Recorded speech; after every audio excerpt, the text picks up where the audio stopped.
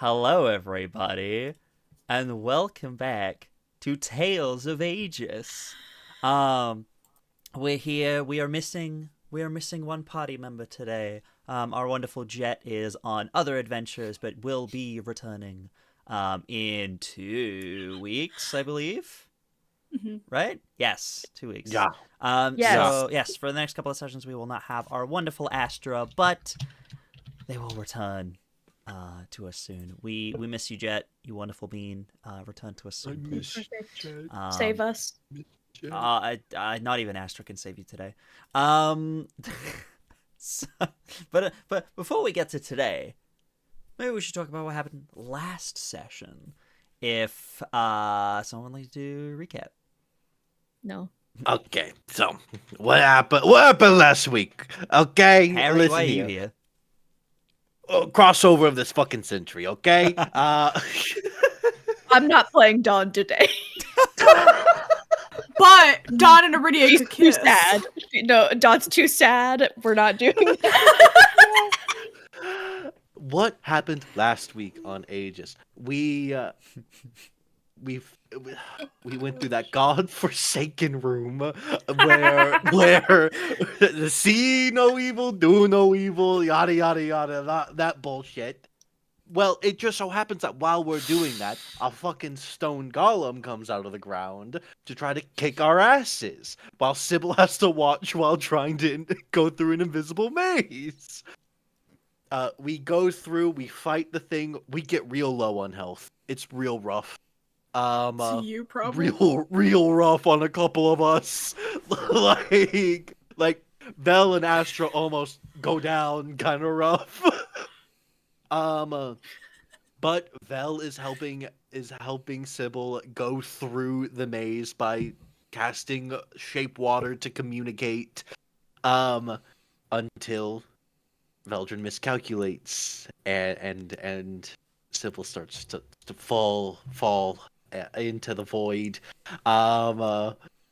Very like it's I very imagine as very like slow motion of just like going off. And then right back up as Sybil casts Fly for the first time in such a cool, epic moment. We make our way through the room to where we find ourselves in a room filled with treasure. A lot of treasure. A suspicious amount of treasure. And like massive ceilings that go super up. Like insanely up. Exploring this room. It's definitely the biggest room we've been in so far. And then we find Sybil manages to find the exit by flying around. And as we're making our way to the exit, we find a dragon. A massive dragon that Sybil trips and falls in front of. Because the magic went out. Good news! Dragon not bad.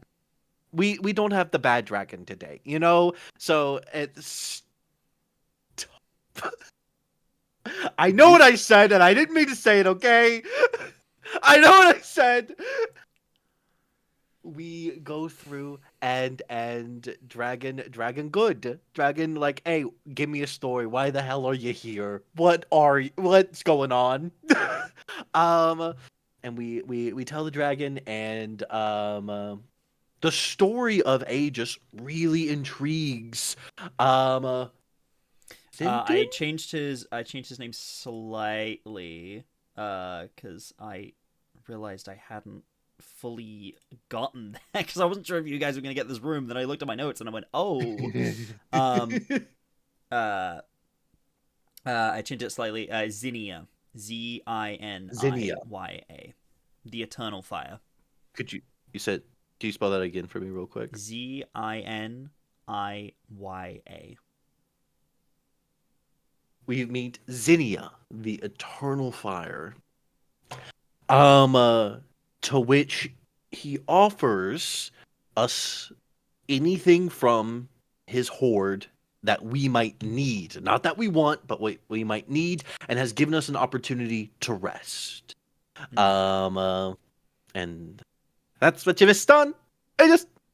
A very important thing about this ancient red dragon is the fact that they are ancient, for one, and secondly, a red dragon, which is something that, Yes. for those that are tuned into the history of Aegis a little more, would know isn't a thing. It's not a thing in Aegis. We've never encountered a red dragon before. What people would consider red dragons are specifically, they would be ruby dragons. They would be, they are sometimes referred to as red dragons by people who don't know better, but they are not. But that's not the red scientifically dragons. correct term? Yeah. But yeah. Yeah, so you would know that.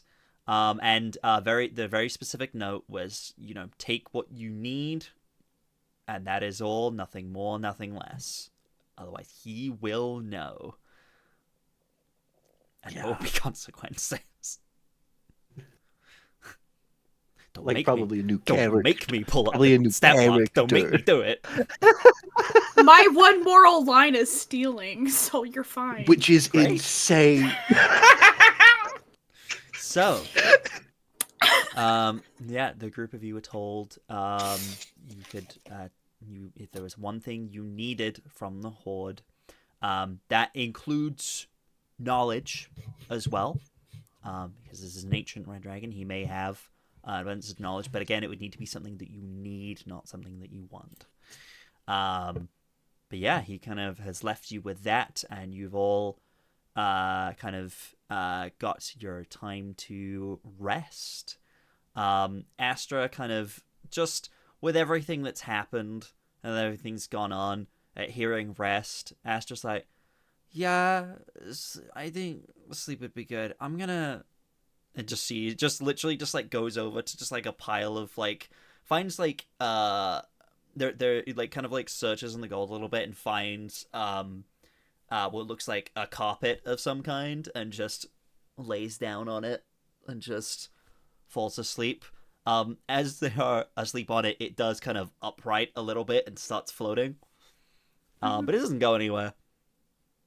But yeah, Astra's taking a wee nap. A little exhausted from everything that's happened. But what are the rest of you doing?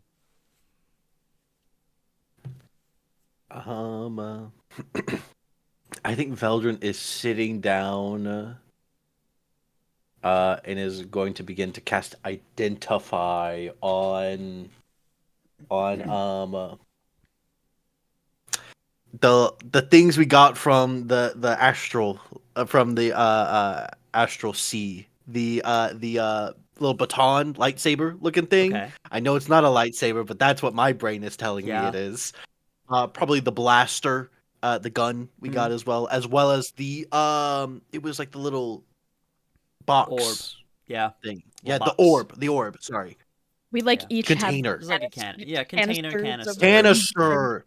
That's what I was looking for. Thank you. Cool. I didn't know. Yeah. Which one are you doing first? The gun. Gun. Cool. Yeah, you cast Identify. This does seem to be some sort of energy weapon. The technology is kind of very beyond anything that you... Not that you understand, Veldren, but you've not seen anything like this before, so like you get the concepts of it, but it's like getting an elemental equation, but half of the elements are not elements from the periodic table. So like you get it, and you get the like, okay, this is how point A gets to point B, but these elements are not something the confusing part is not the equation, it is the element. You've seen it's like what's similar powering things. Yeah, what's powering you. Like I can see that this is powering you, but how? Yeah, like you've seen Aegis has like they're very kind of early stages, but they have dragon powder like pistols and rifles and stuff like that, and you know the basics of how they work and that sort of thing. This seems to be the same sort of concept, but there are, rather than exploding metal out of a barrel, it is sourcing energy somehow and then sending that out. Same concept, different vibe. But yeah, so that's kind of what you get from that. It is an energy pistol. That's what you get from that. It might be called something in D&D Beyond, but it is the equivalent of that. It is an energy weapon.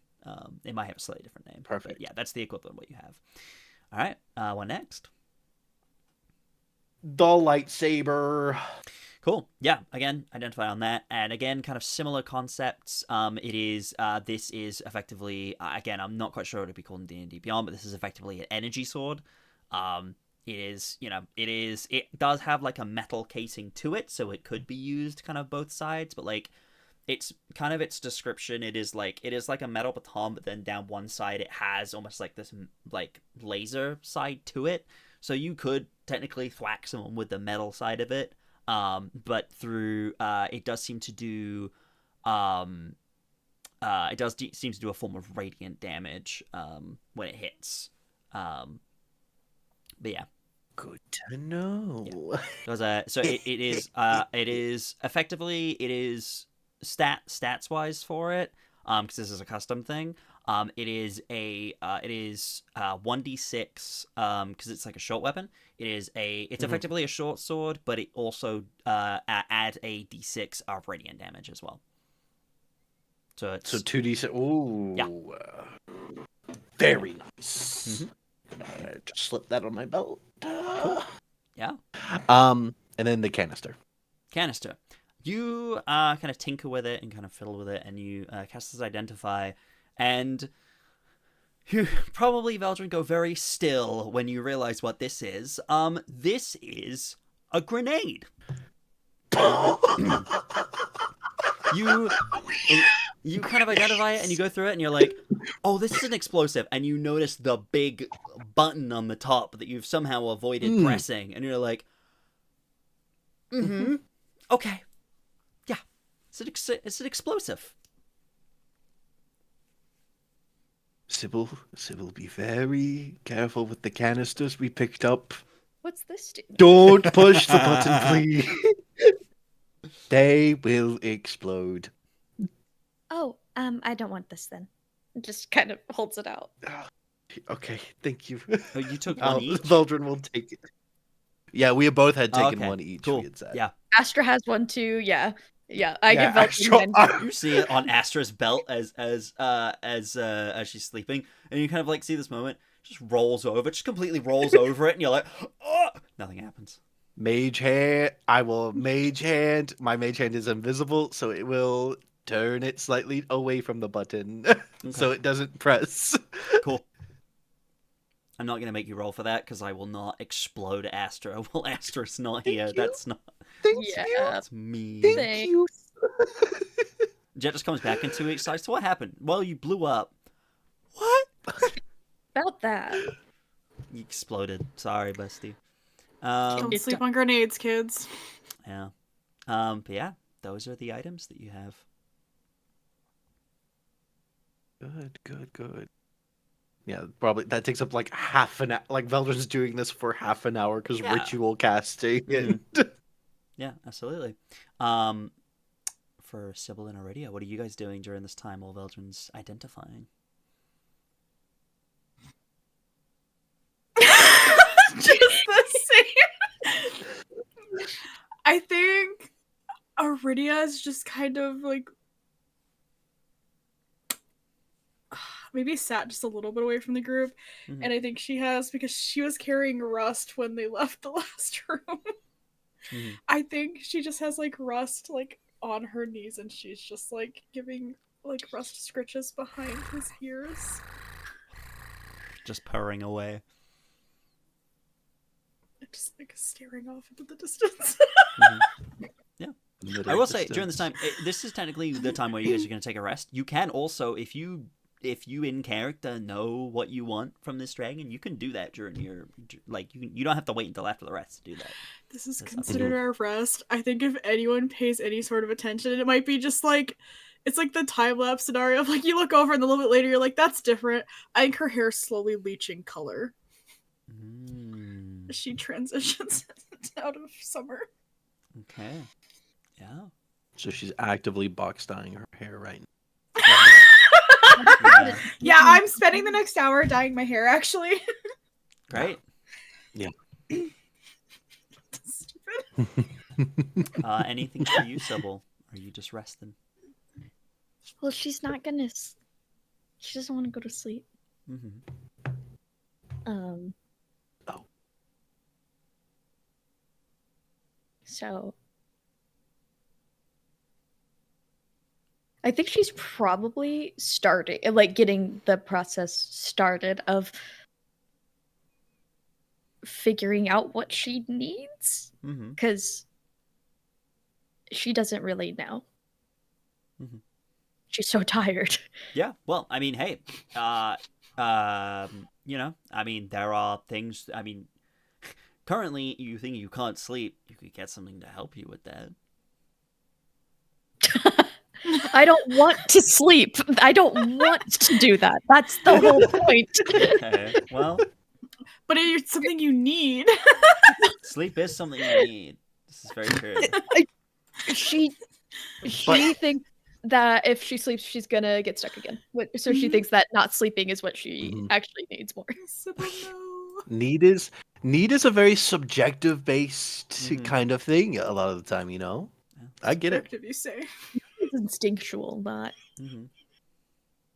So something you can. are you not sleeping during this long rest? No. Okay. Oh, That would, Epi! if you go the whole 8 hours without sleeping, that's a second level of exhaustion, my friend. Speed halved. Yeah. I can carry you. No need. It's a I bad just fly. lie now. I just go without me. No. Staying here is not an option. Oh, but I need that. I need a big, nice dragon. That's what I need. Dragons are known to be territorial. You know, hospitality will only extend so far. How would that work if you were like, I need you to marry me to the dragon? And you meant You would have to Want to find out? You have to justify it. That's the thing. It's a need, and then you have to justify it. Couple dates first. Couple days. See the Decide- compatibility. How do you know that this Couple dragon years. isn't happily married? I don't Have see you that. asked? Let's see a ring. I Have you see, looked? guys. I see a lot of rings. Yeah, exactly. I love you, Abby. You I'm fucker. sorry. I locked it. The camera yet. No, I love it. No, I love it. Oh God. Okay. Yeah. I'm just thinking about like what do I need? Maybe I don't need anything. Maybe non-detection. Maybe a way to hide. I don't know.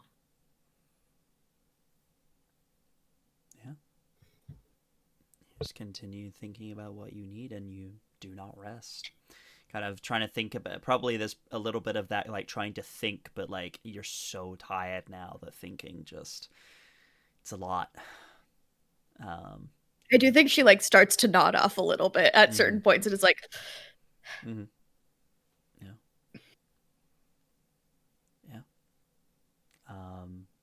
Okay, well, if the rest of you are long resting, then take a long rest. Sybil, if you have lost any health, you can use you get a short rest, so you would get a hit point. I didn't lose any health. You didn't? Oh, great, wonderful. Yeah, I won on that the room. yeah. I went for a nice little stroll, and then I flew. Yeah. Don't get that spell. Oh, slot but my back, though. spells. Yeah, don't get that spell slot back. Yeah, but not. Oh, no! spells. Yeah, it's gonna be rough on you. Yeah, It's not good, Abby. I'm like four spells away from passing out. Oh my Oh, god, that's so I true. forgot Yeah. that's a thing that happens to Yeah. you. Abby. This is the worst Honestly, character you could do that's this. that's gonna get her. I love Honestly, it, though. it's I like love it. That's It's the based question. yeah. Here's a question: Are the levels of exhaustion gonna kill you first, or are you gonna run out of spells and pass out? It will force you to sleep, Shit. actually. And that's not good sleep either. Some hunk shoe time for little Hunk misses. shoe. Hashtag All hunk right. shoe Well, time. you Hashtag guys, hunk shoe time. you guys get your long rest aside from Sybil. Everyone, yeah, long rest. You awake. You finish resting. What would you like to do? Have you thought about what you might need? Yes. Who wants to go first? You do it. You said yes. You go. Yeah, Okay, Jay. It sounds fine, like you're fine. volunteering. Fuck, my bad. Fuck. Damn. I think after the long rest, I think after casting Identify and writing down notes on these, I think Veldren does take like a full like dedicated pages in one of his journals, in his research journal, on how these things work.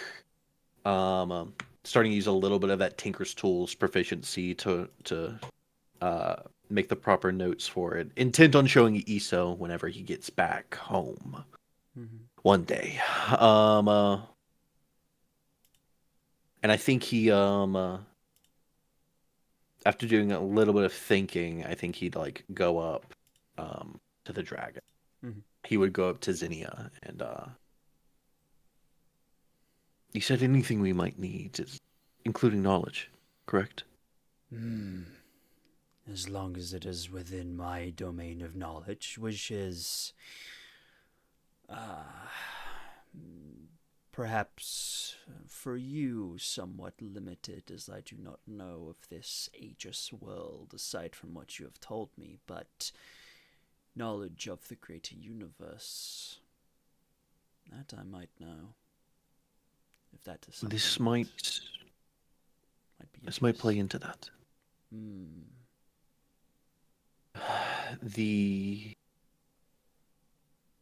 On Aegis there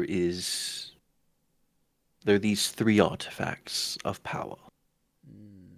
2 now, as we've gotten rid of one of them, but they are imbued with the power of a hag coven called the Hourglass Coven. As far as I know, they but understood. I'm aware of hags and their capabilities. I don't want knowledge on them. I would like a way, if you know of a spell, perhaps, or of an item that I don't know of, to... These objects are binding a curse in our land.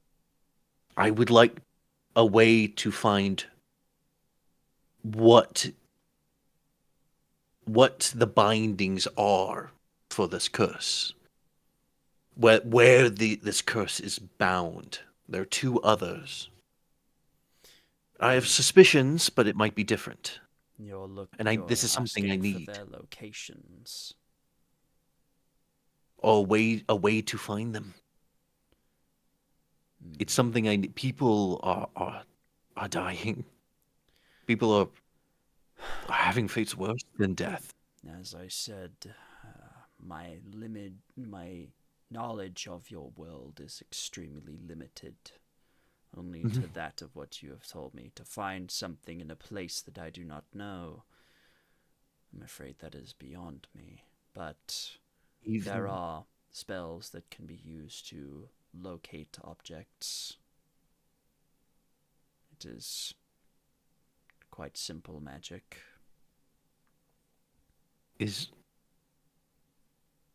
Are there spells that, not an object per se, but the magical signature? Trying to... I think one of the objects has passed on its curse, has passed on its way of binding, and I need to know That for sure. That's why I'm asking for if there's a way to see the magical signature. It would be possible. I don't know if that is magic that you or any of your companions are capable of, but it is something that I would be capable of. But unfortunately, it seems you do not have those relics in your possession. Could you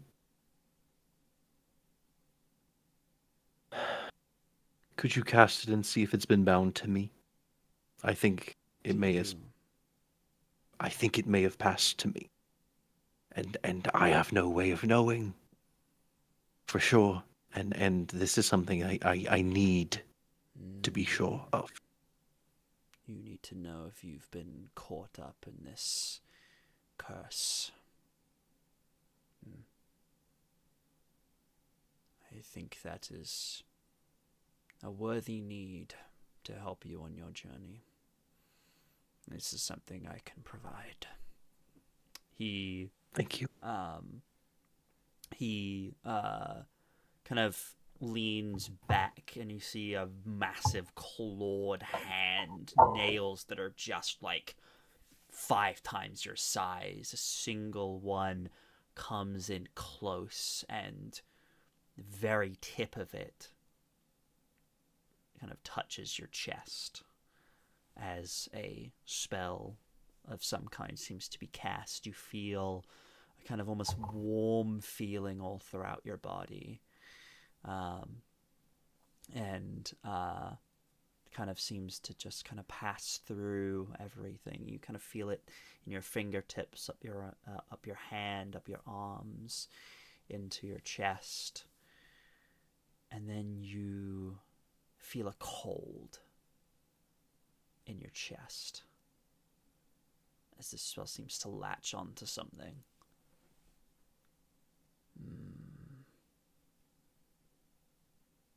This affliction, it seems to be necrotic in nature. A curse, to be sure. It seems like it has bound itself to you somehow. Are you able to see if it's binding other curses? Others' curses? Other individuals' curses to me? If I'm keeping those curses alive? These tell me of this curse and how it functions that you know of. It might help me get a picture of what this is. We've taken to calling it the Banshee's Curse. It afflicts the mind. It afflicts the mind and the body. It turns people sick at first. Black veins running throughout them, turning their blood black, I'm assuming.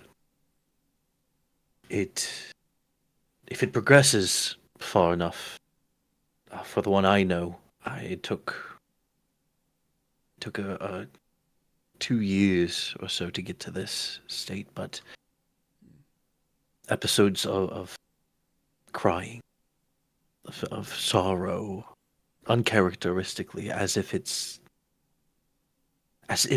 something takes them over, as if they're being possessed. Yes, and they're able to kill with a scream.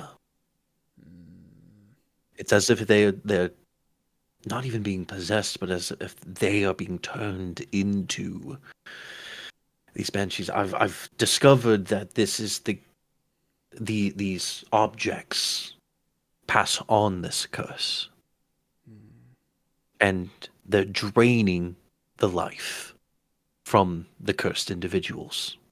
I see. When I picked up one of these objects, it did the opposite. It strengthened me. It returned me to what I was before I became afflicted. I see. Well, that paints a better picture of what this is. This curse has taken root in your heart. It is, as you say, draining energy and sending it elsewhere. But you are not suffering from this, no? No. Does not seem to be progressing within you. But were one to come into contact with it directly, that could pass it on the way these other relics have supposedly done, from what you have told me. Passing on this draining energy, creating these banshees. But From me? from within you, yes, but you are... Overall, you are alright, but it has taken root within you.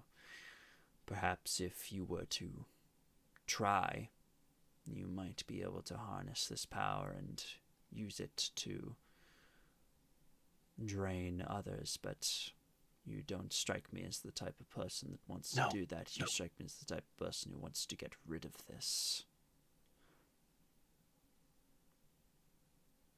Yes. Well, from what I can tell, no one is in direct danger by coming into physical contact with you. But whatever binding these relics have, one of those bindings is within you. Whatever it is bound to, there is a tether linking you to it.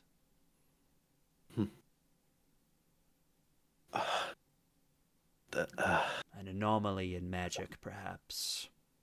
They are known to happen. Thank you. Thank you, Zinnia. And he kind of retreats the claw and will kind of go back to his state. I hope that has given you at least some insight. It has. It explains why I'm a bit different. Yes. It's given me a few answers on what I need to do. Good. Who would like to go next?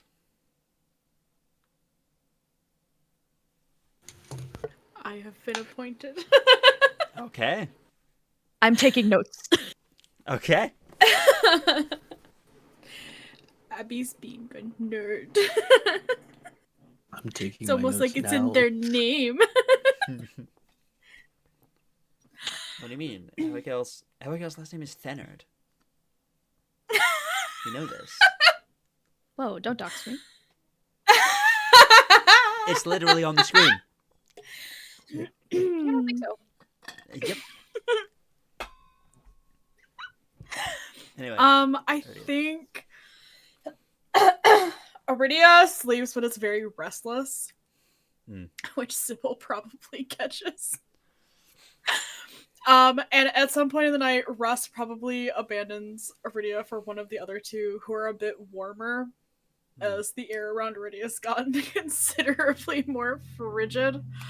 Probably goes back to Vel. Yeah. I think she like avoids it and is very much like randomly is like walking around like looking at things and is like, I don't have anything I need. And there's nothing she really wants necessarily. Mm-hmm. And I think she keeps going back to like touching her collarbone where only one amulet is at this point. Mm-hmm. And at some point she does go and seeks out Zinnia. Mm-hmm. Kind of turns to you, one singular eye kind of looking down at you. You said that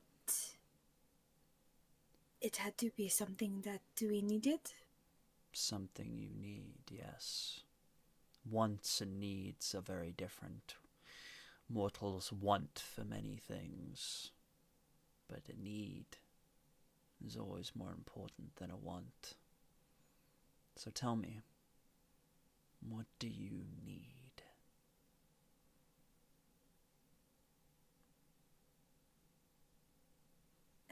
I suppose I need to know more so that I can make the correct decision.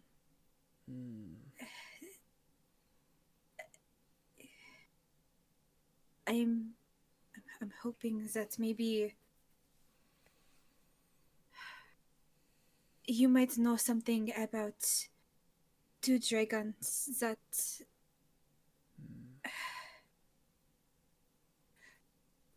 I know my god by the name Zymor, and I know his opposite as Takisus.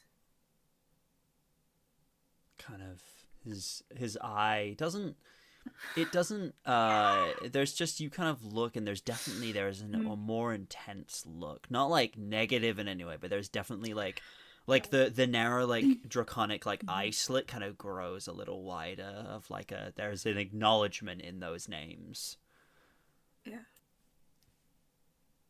You speak of Zimor and Takisus, the children of Asgarath.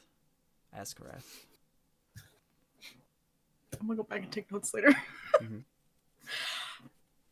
The first dragon.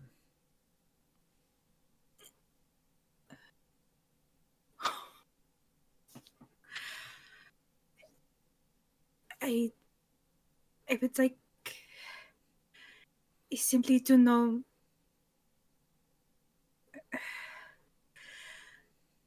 where I am from. Supposedly there was a war between the two, and it is complicated. I'm hoping to know more about who they were before, to maybe better understand what they became.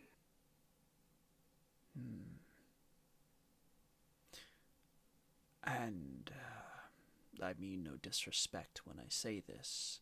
How does the past and presence of dragons affect a mortal like yourself?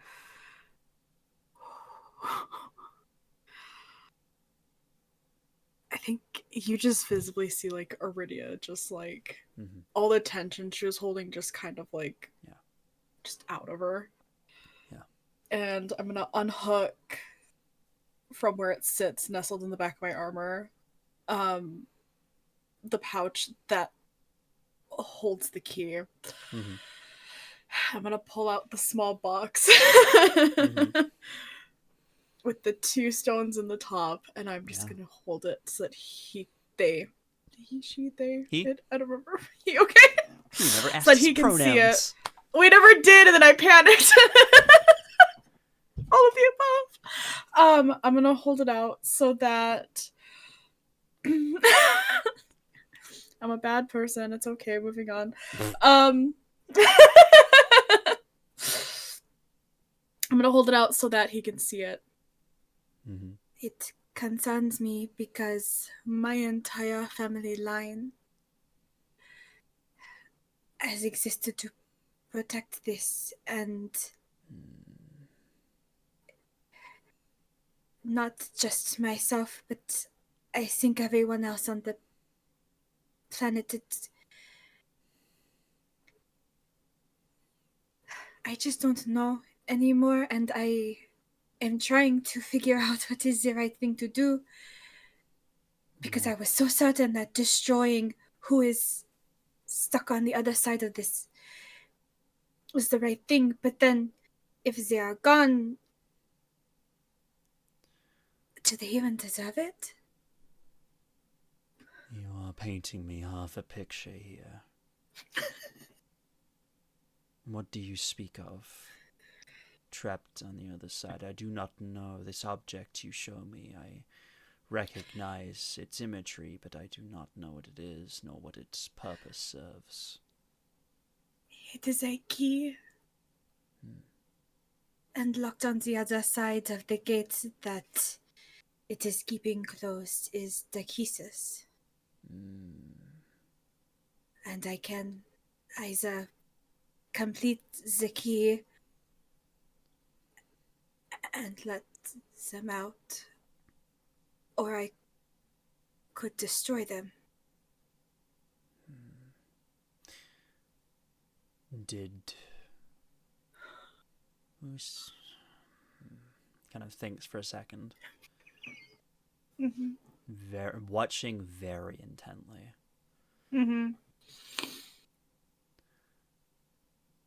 This gateway, somewhat of a prison, it seems, for Tikis. It is. Who placed her there? I know them as Zymo, and that is, I believe, the name that you know them as. But Yes. they are also referred to as Bahamut, where I am from. This They is not embody the all name I things know. good, and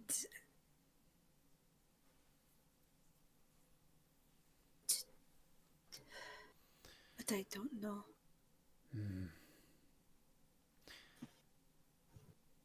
So the choice is to bring life or death to one of Asgarath's children, as asked of you by the other. Yes, but it is... And you are trying to decide what the right decision is, regardless of what you have been told. I never questioned it before, but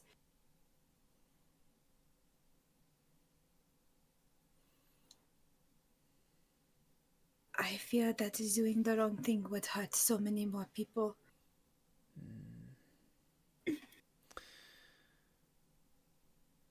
I can give you knowledge of what I knew of the children when I knew them. That is something I can give you, if that is what you wish.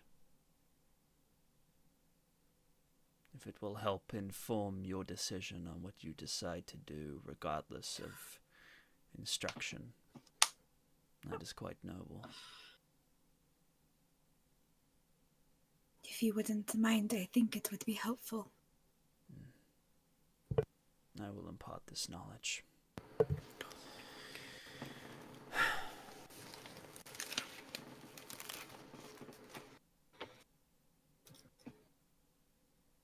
A long time ago, there was the draconic homeworld of Draconia. It's where us dragons originated from. We traveled the astral sea, but that was always home. And then it was destroyed. A war that is still raging to this day.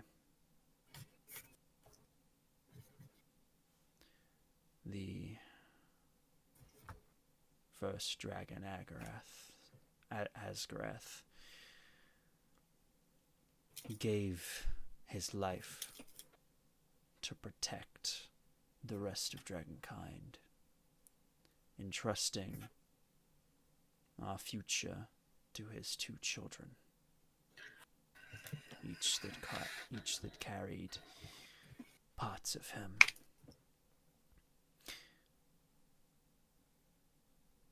Zamor was the eldest of the two. He was wise, but sometimes to his own detriment. He liked to plan for situations that had yet to come to pass, like he could control the future, but no one can do that.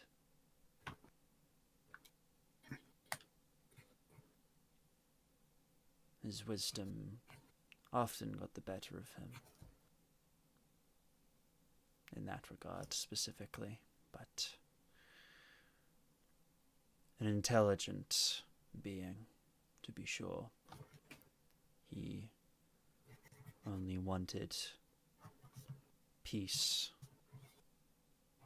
for our kind, and later when others asked for the dragon's help, he was against the idea. He did not want his people to be dragged into a forever war that was not one that he believed could be won.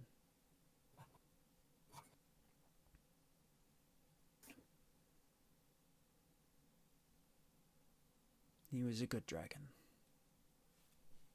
Tried to do the best for those around him, even if it was to his own detriment at times.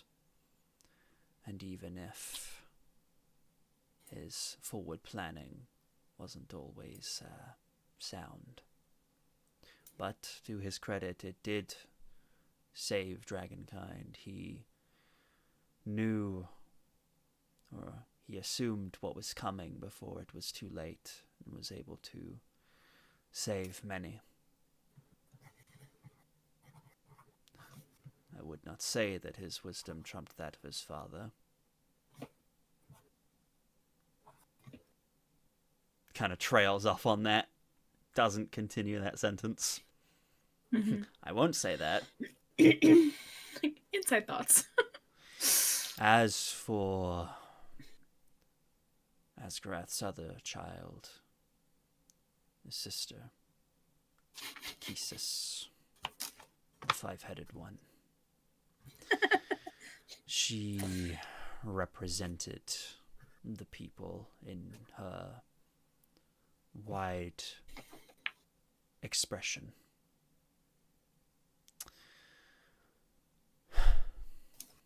Many rallied to her side, but unlike her brother, she did not have compassion for those who might bring harm to her or her family or her people.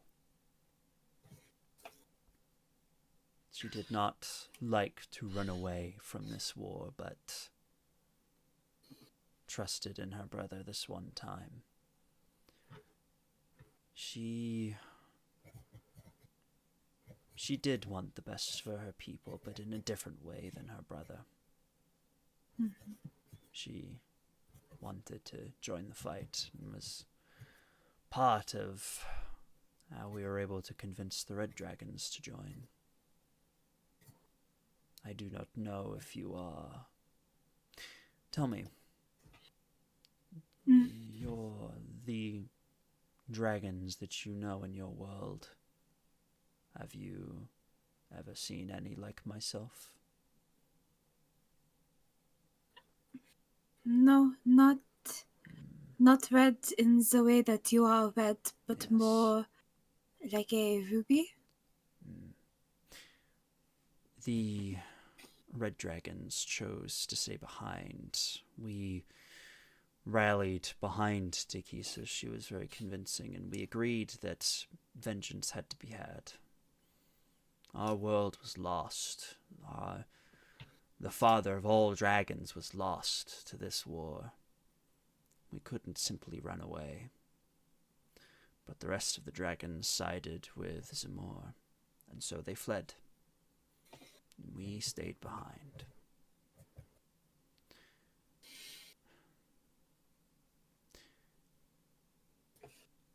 I fought on the front line for a long time, but, well, I am old. My fighting days are long behind me. And so now I'm here. The universe does send me travelers every now and then, like yourself, to which I try to send on their way and give them what I can. It's the least I can do. But if I were to make this decision again, I would do it all the same. I do not regret fighting in this war, nor do my brothers and sisters of the Red Dragons. She had to leave with her brothers not to divide our people, but we believed in what she stood for.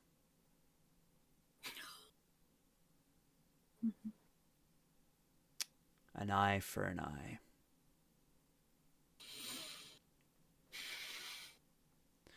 So, if your decision is to choose life or death for her, that is a heavy decision to make. I will not try to influence you either way, even if I do have my opinions, as it is not my burden to carry. You have been given this task, and I'm sure you will see it to its end. But I hope that this has helped.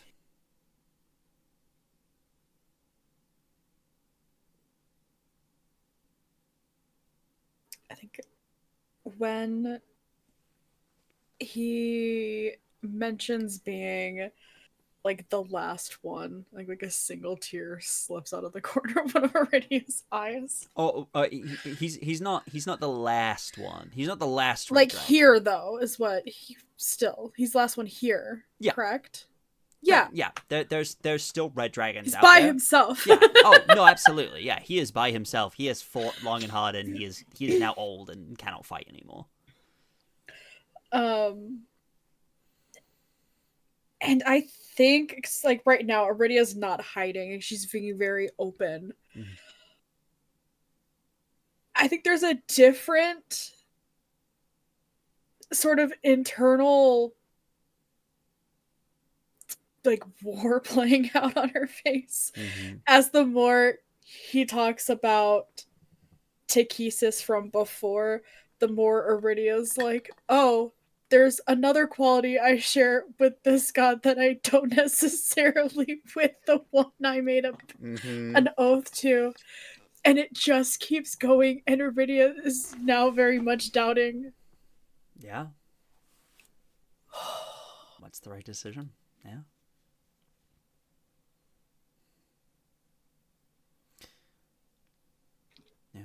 The very much the kind of opinion from Zinnia being that of what they observed, Zamora was generally a good person, but chronic overthinker and over preparer for situations that might not happen, which could often be to his detriment.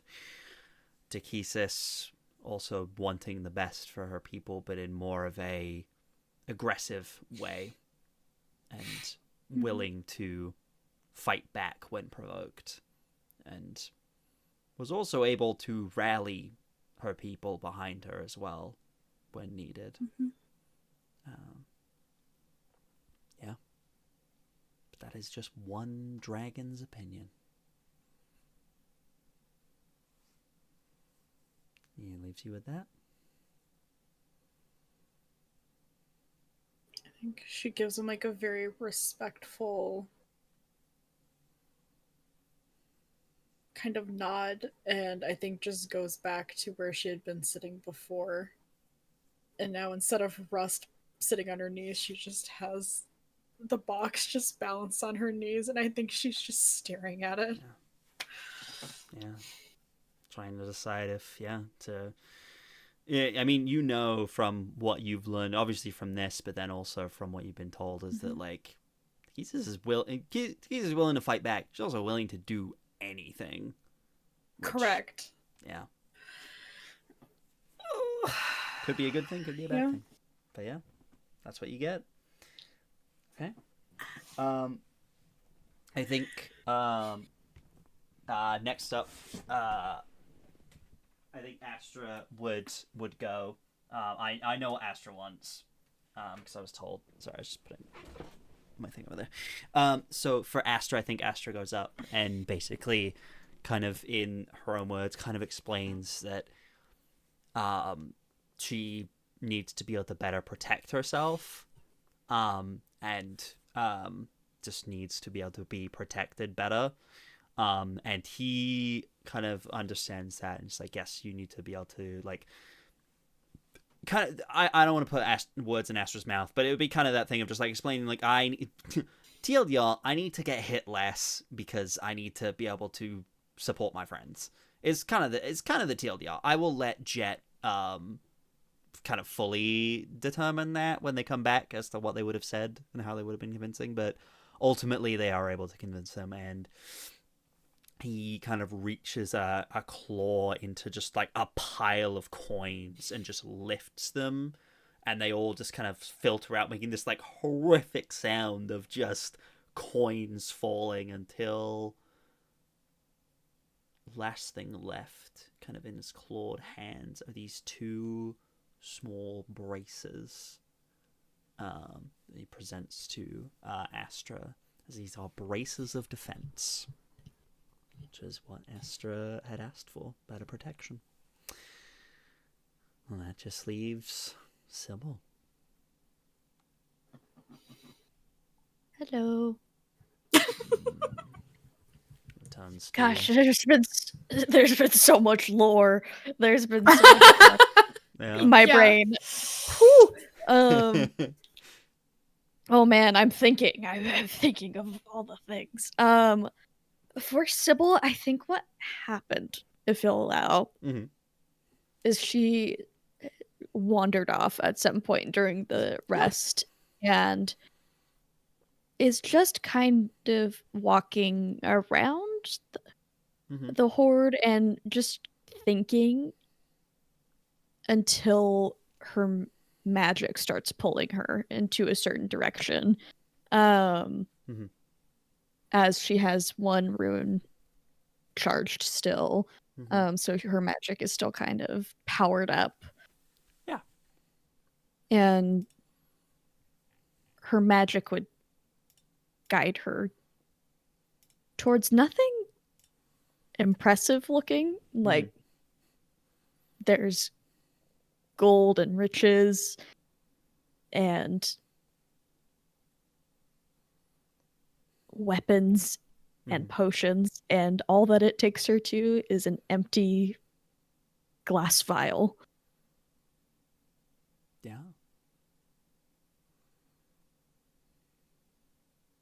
And as she picks it up, her runes glow a little brighter. And that's odd. They don't react to magic items really like that.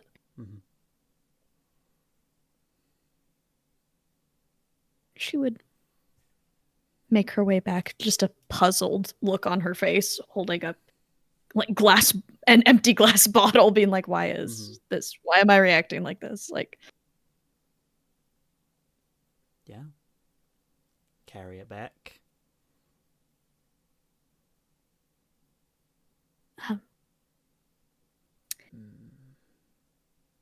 I don't know what this is, but kind of leans really close to you once again, like kind of similar to before. Kind of just eye very close as he tries to kind of take in what you're holding. This vial has much magical potential within it, but on its own, mundane. It requires somewhat of a sacrifice to fully grant its magical capability.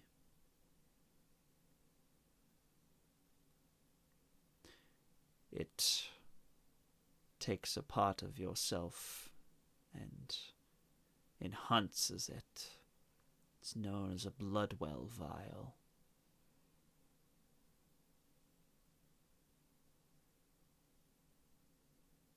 It can enhance your magic through your blood.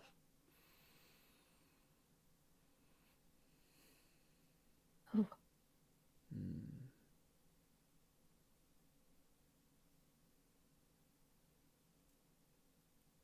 Okay. I don't know if enhancing my magic is really what I want right now. But is it what you need? Do you need to grow your strength?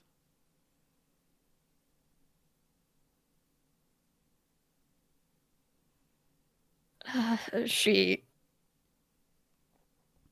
thinks back to the commander saying, "You're growing your strength back. Good." And that is filling her with dread. I'm not sure. That's a weighted subject.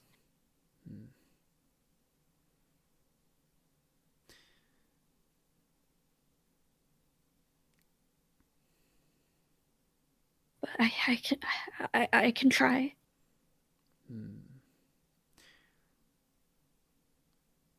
And why do you think you need this strength? To enhance what you already have?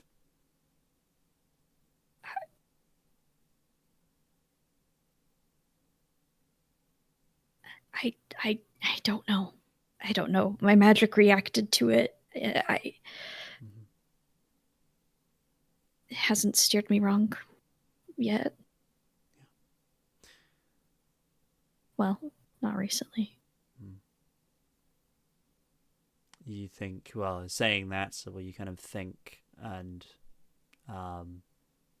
you think about the times that your magic has kind of gone awry and has kind of gone out of control and the detriment that has brought. There is definitely, that is something you would like to avoid, I'm sure. And that could be a perfectly good reason that you might need to do that, to not potentially bring something negative to those around you through the lack of control in your magic. That is certainly something.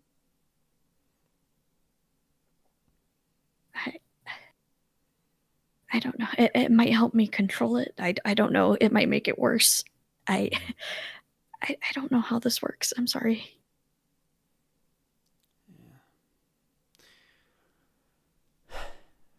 Kind of thinks for a second. As I said before, wants and needs are different. What do you want?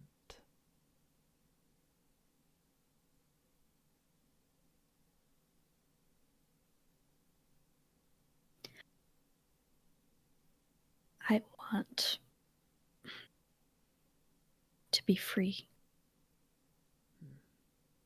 But I don't want it to be at the cost of anyone else.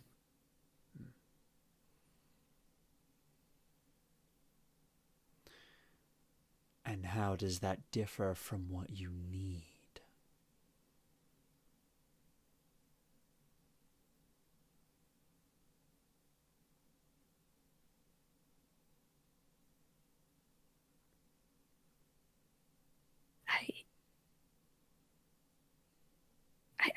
I don't know. I need to be able to protect others without being a burden to the people around me. Do you currently possess the strength to free yourself without bringing harm to those around you?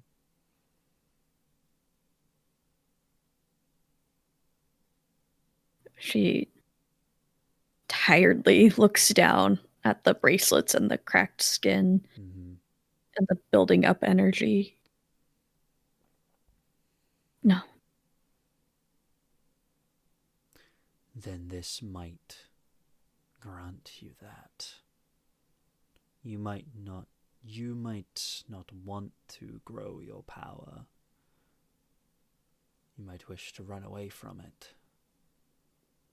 And I get the feeling that you need it. Regardless of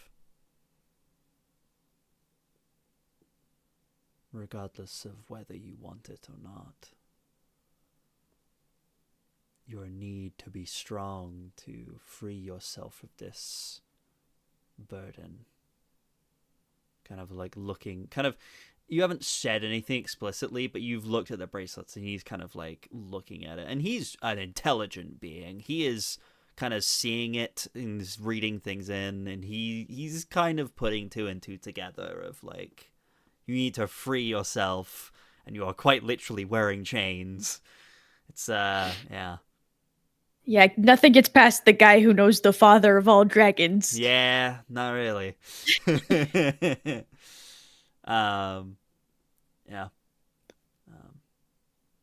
Okay. Okay. I can try. Okay. In that case, yeah, you kind of, yeah, it's like, it will require your blood. Right. Not too much, just enough. What do I have in my inventory? I don't have anything that I can use. Aridia, can I borrow a dagger? Oh my god. I gave you one of Aridia's daggers, remember? That's when you true. ran out of magic power, you have a dagger. Yeah, That's but true. it's not in my Sorry, that was inventory. so Minnesotan. It was, and I love it. Here's the thing: I keep such good track of her inventory, and it's not in here, which makes me think something happened to it. I think you just didn't add it because you were like, I'm never gonna use it. I thought I gave it to someone and was like, "Protect yourself with this, you dumb." Like, I think I may have given it to Ezra and been like, "Do not cast spells." Just That was beautiful craftsmanship. You can steal another dagger. I have 3 more strapped Probably on right, me. actually. Yeah, that's very true. Take a dagger.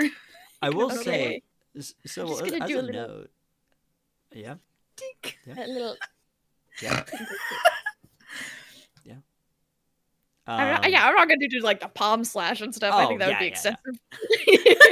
Aridia's was a little excessive last session. I was gonna. Well, I mean, what I was Everybody's- gonna suggest is the gems of your bracelets do press into you, and they have been known to. Oh, damn. Psychic damage. It's up to you. That was simply a suggestion. So good. You can do what you want. I was thinking, okay, my arcane focus is one of the crystals. Mm-hmm. So, yeah, it would be cinematic. She would take that out, and as it glows and makes her runes glow, Mm-hmm. she's going to use that to just kind of do a little notch in the fingy. Yeah. Oh, Sybil. Kind of draw that notch in your finger, and kind of this, this drop of blood. You just kind of hold it over the vial, and it kind of falls into it. As it drops in, Sybil, make me an Arcana roll. Okay. Ooh. Ooh. I'm gonna reroll that. Yeah. I love this ability so much because it just lets you keep going. Mm-hmm. My runes be charging. That is a 17. 17. You kind of press your finger kind of against the thing, and the blood kind of drips out. Lands in the bottom of the vial, and the vial itself seems to almost hum with this energy, as whatever magic is imbued within it seems to mix with the sacrifice it's now been given, and the blood almost starts to like glow with this magical energy as it seems to intertwine with the magic of this vial. You're able to kind of just like cork the vial, and it just seems to just kind of glow with this energy as it seems to activate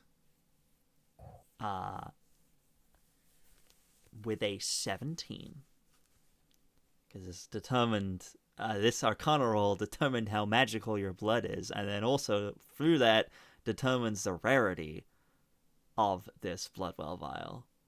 And with a 17, I can tell you that this is a rare Bloodwell vial, which is a +2. Let's go. That's awesome. That's hot.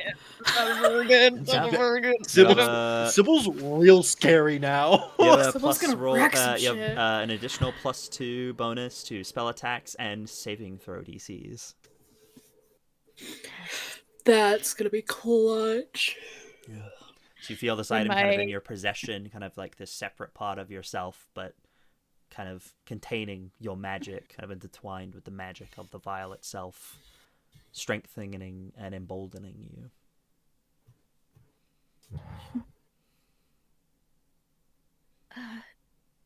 Thank you. Of course. I hope you are stronger now.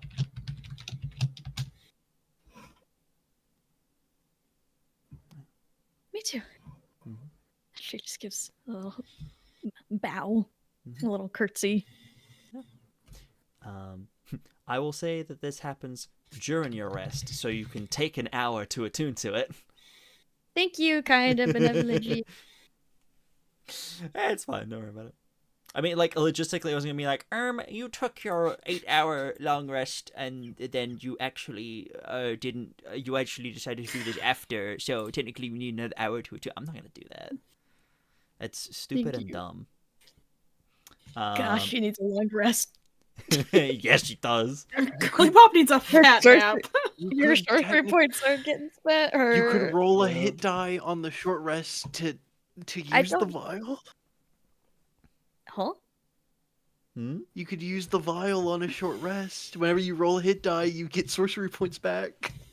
Really? I thought it was. In Yeah, addition, you get when you 5 roll sorcery any hit point, points when you're on any hit point to recover, Yeah, hit let's dice to recharge. recover hit points while Let's you are recharge. carrying the vial, you can regain needs sleep? 5 Your sorcery magic. points. This property of the vial can't be used again until the next It's dawn. the best part of the vial. Yeah. And it can't be used until the next dawn, which means I could just keep staying awake. No! No. I mean, you're right. You're right. You're No, right. no. I'm right. And my You will runes still stay die up of because they stayed exhaustion. full. My runes stay up, so I have 3 charged runes still until after I finish a long rest. But all my Well, sorcery points are Dear available. heavens. all right. Well, with Let's that, be fine. you have received all of your knowledge and items. You're able to take the time to attune to them and kind of think on this knowledge. Zinnia will kind of gesture to the far end. You should find the exit at the far end of this room. Take what time you need to gather yourselves and continue forth. Thank you for your imbuing your knowledge upon me about your Aegis. It is greatly intriguing to know where my brethren have gone. Of course, thank you. Again. Kind of nods his head and will lay back down, close his eyes to rest.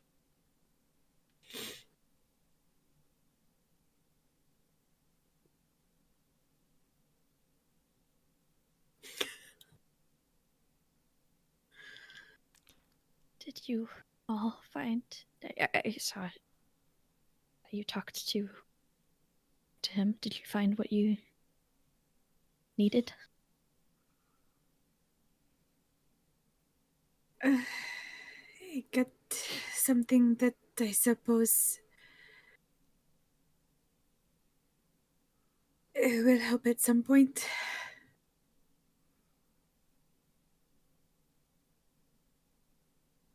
Good.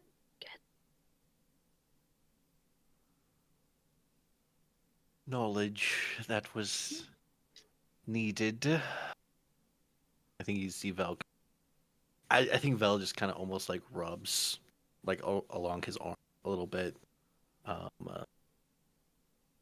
And for the audience's sake, I think it's the arm that it's the same arm that Iso started to get the black veins all those years ago. I think he rubs that arm almost like self-consciously right now. A lot to think about. I see.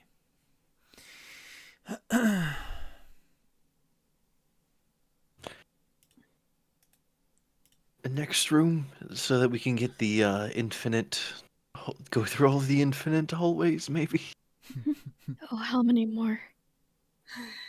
Let's hope it is My not money's on that 10. many. Oh, My money's on 10 more That is rooms, so honestly. many. that one I guy d- was here for 2 infinite. years. It was exactly, and we don't know if time's different here either. It's a thought I had over the I long did- rest. We don't know how long we've been here. And I did ask before we came in, and she just was very. No I don't one think she's been knows. in here. No, of course she hasn't. You would have no reason to go in here when you can get other people to do it for you. We're giving her the gun, right? The what? Yes. That thing. Either the gun or I don't know if either of us want. I hold up the grenades very hesitantly. Not. Why would don't you have give a this ball? to her. What? They're not. What does that button do? No. Aridia explodes. If you it's probably that would be so funny because it's probably a deck save. If they go off in Vel's hands, I have evasion, so Vel backflips. We are not wasting one of these on a bit. No. No. I put my box away. So far, I would say probably the energy crystal. I would like to keep. I'll pull out the energy blade. I'd like to keep this. It might help me in regards to the things I can't hurt as well as the rest of you. I don't really have magical weaponry. Huh. Is that just a shame?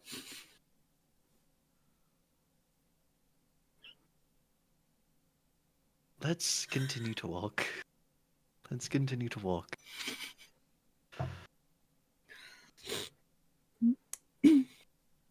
You And I will head towards the door. Yeah, you continue kind of through the room. I think probably Sybil somewhat leading the way, as Sybil has seen where the exit is already. Mm-hmm. I'm leading the way so slowly. So slowly. Sybil's like trying to lead, but is noticeably slowing down. Yeah, I think behind Sybil, I think I do shoot Aridia a look of like concern over Sybil, of like nodding to how slow she's moving. It's a very stumbly walk. Just the look of like, I can't do anything to fix that. My stuff doesn't fix that. Sorry, I can fix a lot of things.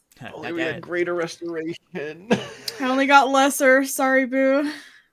I ain't got shit. Okay. Yeah. You guys make your way to the far end of the room. And yeah, you find this exit door.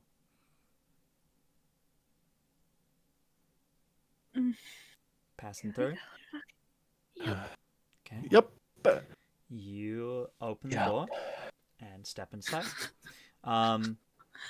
You step into a very kind of similar to one of the first kind of chambers you went into, kind of very mosaic kind of designed walls. You continue into this kind of hallway and make your way to this next room, continuing down this hall, and then it kind of opens up into this large kind of expansive room. You see kind of near the tops of this room, this kind of high vaulted ceiling, maybe like probably a good like 80 feet tall, so it's kind of like a tall space, kind of big box room. You see near the tops, you see light kind of shining in. What are we laughing at?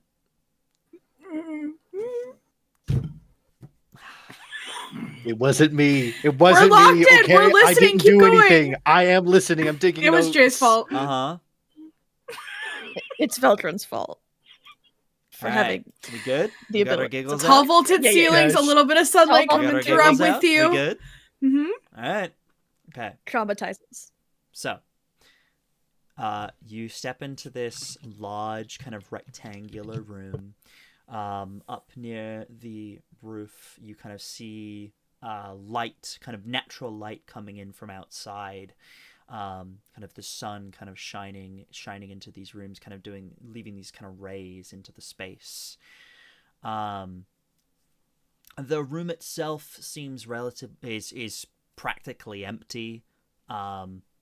There's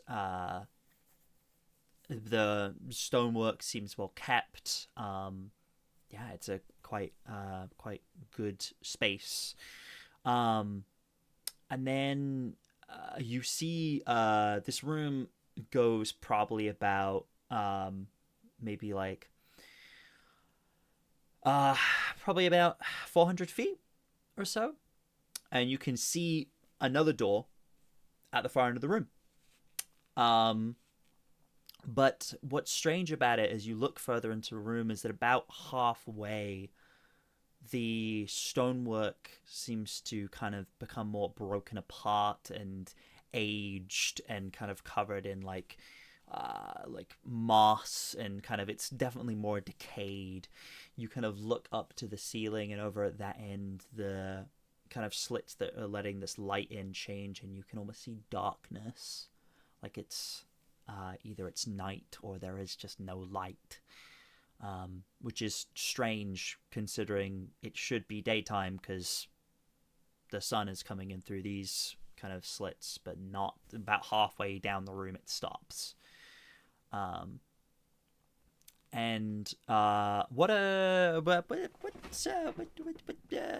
Just let's have everybody make perception checks, shall we? You hate me. I love Nope. a good perception check. Oh, wait, actually, no, you don't.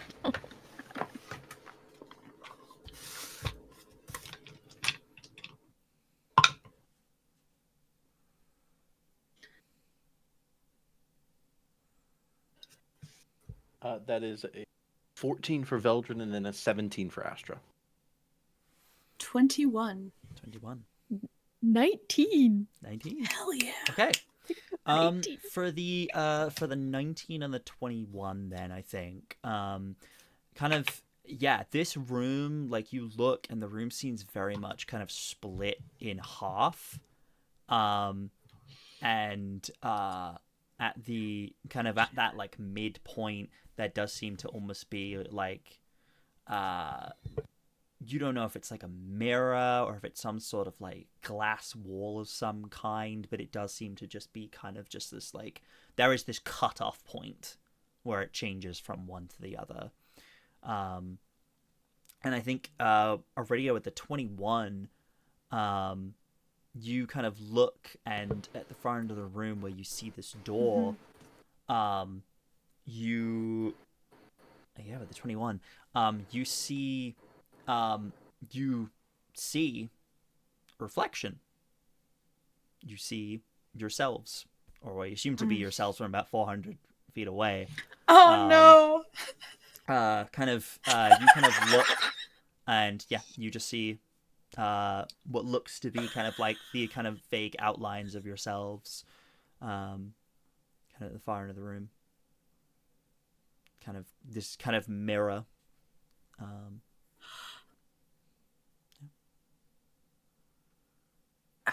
I think just like inherently, Aridia doesn't like ever having her reflection. It's definitely like a faith thing of like, no.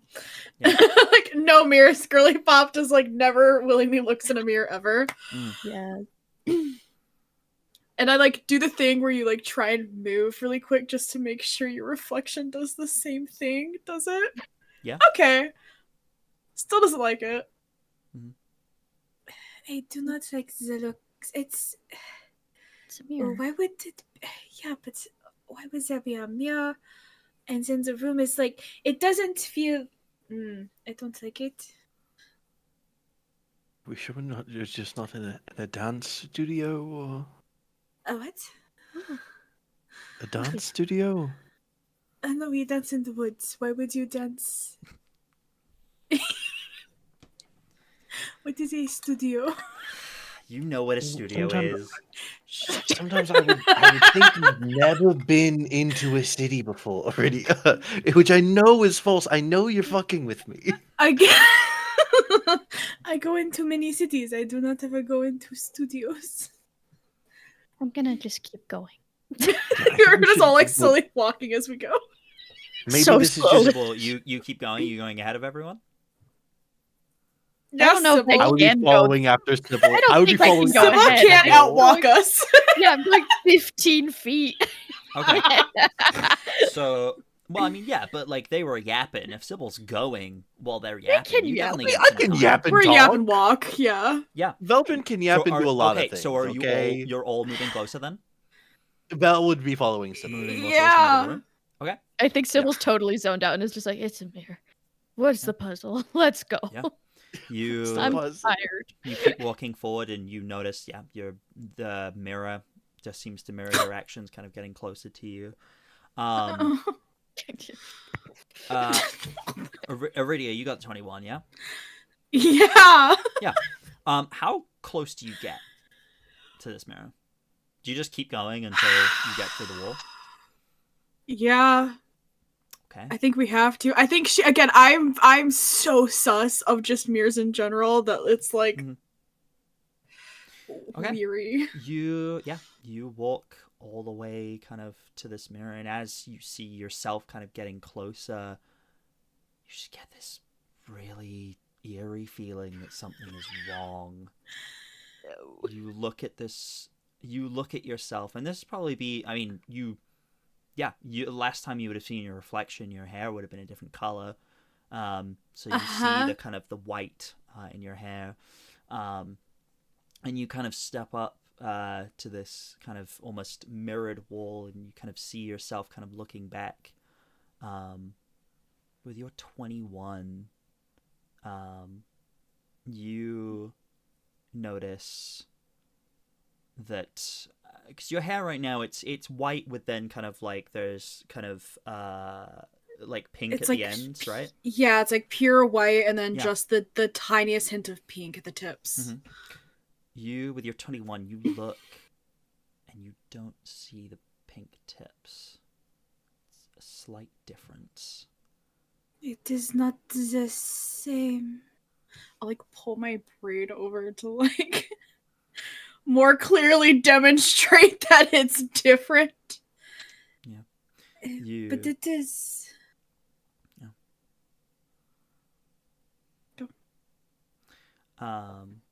yeah, you kind of do that. You kind of like pull your braid over, kind of like looking at it.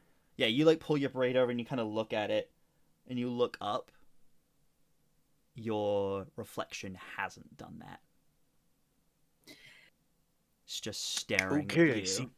This is not okay. Got it. Okay. Hang on. Wait. What are you talking about? Things are happening simultaneously. Hang on. Yeah. I was doing a bit. Alright, you say that. For me. Your reflection doesn't say that. It just keeps staring at you, almost this like this kind of stone kind of look in its eyes, and kind of tilts her head a little bit to look at you. So you are supposed to be me.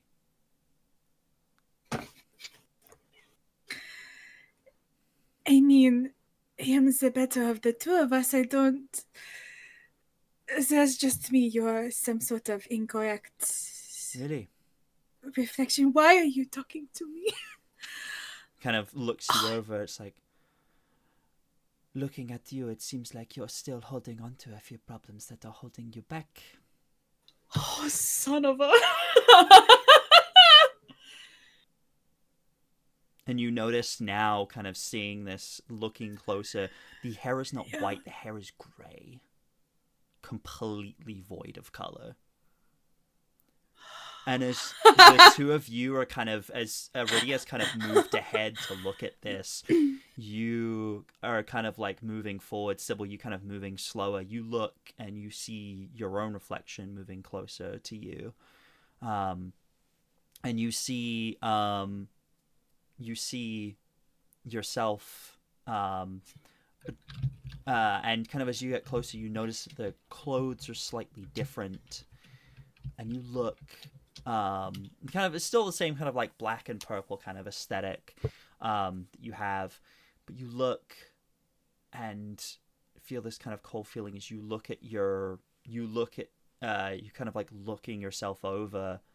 You look down, and at first you think that they're wearing kind of like long sleeves. You kind of look and you're like, oh, the sleeves must be covering their bracelets.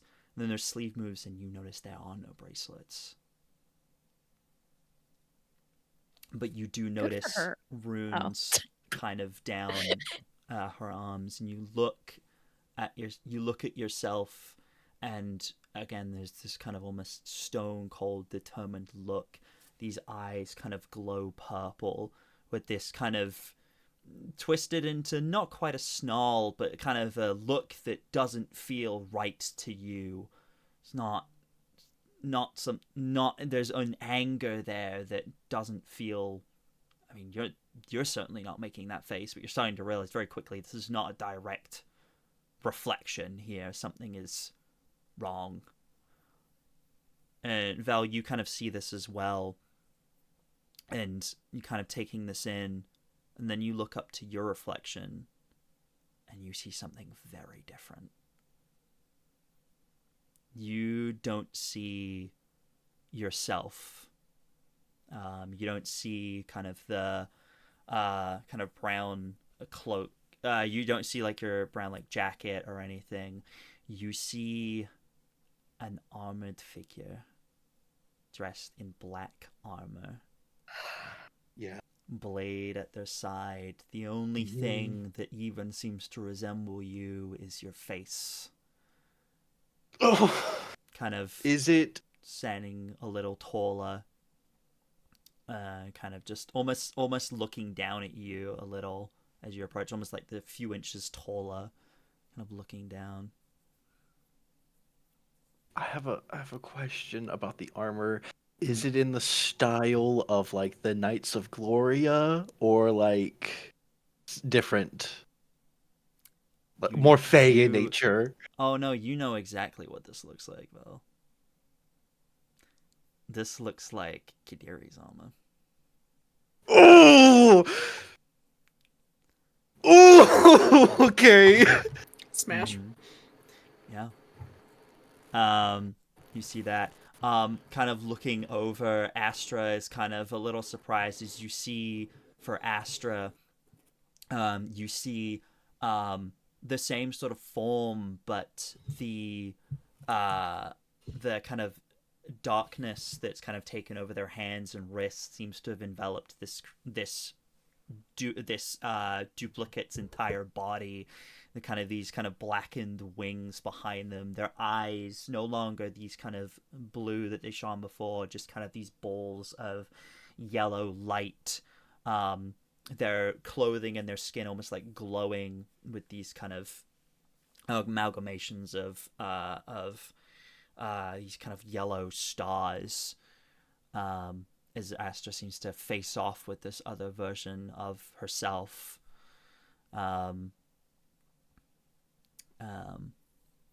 Yeah. Sybil, your duplicate kind of looks at you, looks at your wrist, seeing these kind of bracelets around you, kind of looks at you, and there's almost this look of kind of disappointment on your face. So you didn't kill him.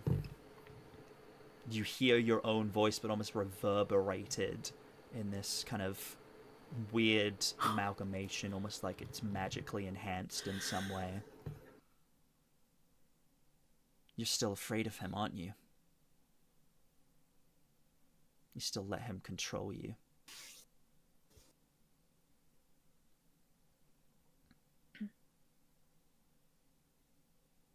She like blinks really hard a couple times. Mm-hmm. Like, you're so tired. Yeah, she's like, I fell asleep. It's like, this is not real. This is a nightmare. Like if you were really, really tired and you went into another room and it started happening, you'd go, oh, I fell asleep. I'm hallucinating. Something's wrong. Something's going on. Bad dream again. Trapped. Got it. Yeah, I'm trapped and he's mocking me now. She's just turning to Veldren and Aridia. You see these other versions of themselves. You see standing, because Vel is standing next to you. So you kind of look, and kind of standing opposite Vel, you see this armored figure. Again, you would recognize this armor, but you see Veldren wearing it now. Kind of looking between the two of you. So just instinctually takes a step back at all this. Mm-hmm. Doppelganger does not step back. Vel, your duo kind of looks at you. It's like, so you decided to just run away with her then?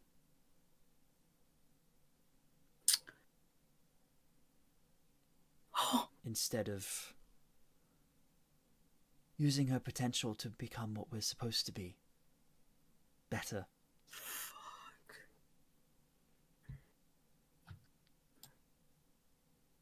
Oh, so this has to be an illusion. This is quite simply isn't us. I would never say something so callous and short-sighted. Really?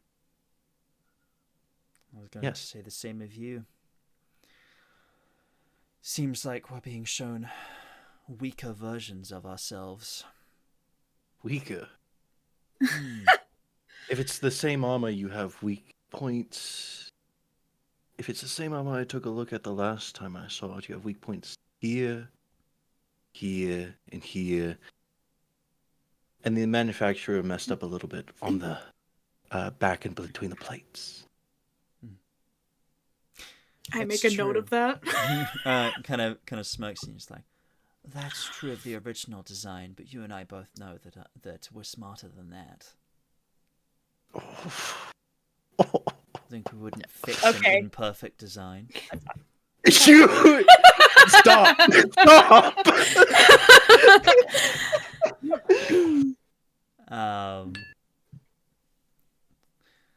We took full advantage of the potential that was given to us. And it seems you, well, ran away from our destiny.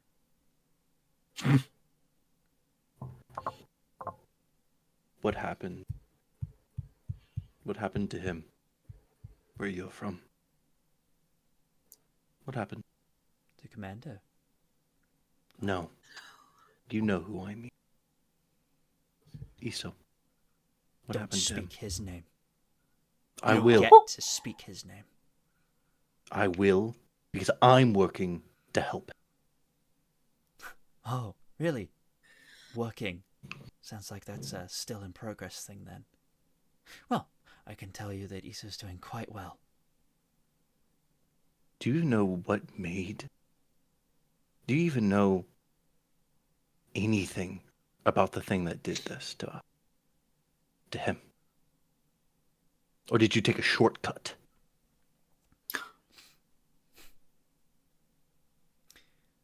Did you hurt innocents to not fix the problem? Problems need to be solved.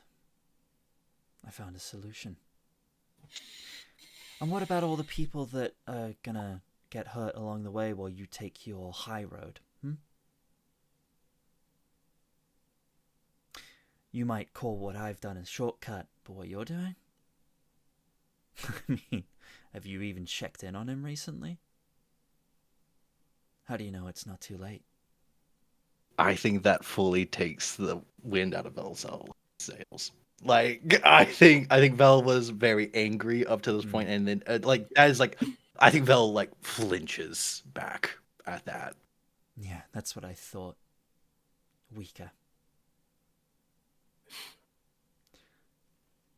Aridia, your Himself looks at you. Still letting him control you, I see.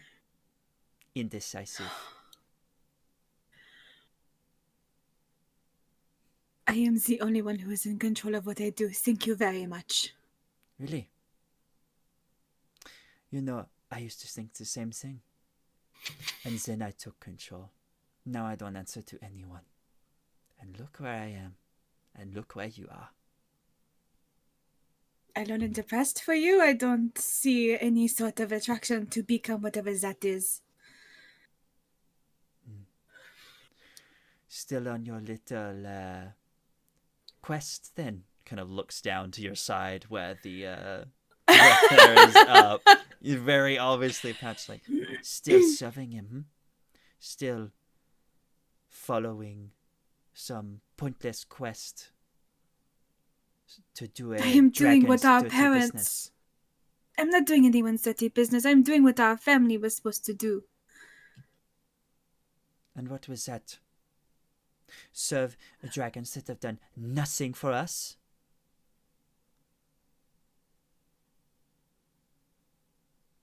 Think about what happened to our family. What could have been prevented?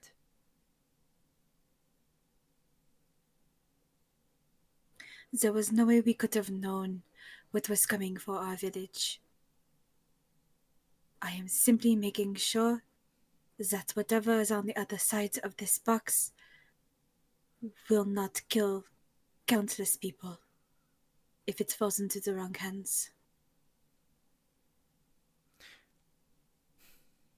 So why not just simply destroy it? Or is that not something you thought of?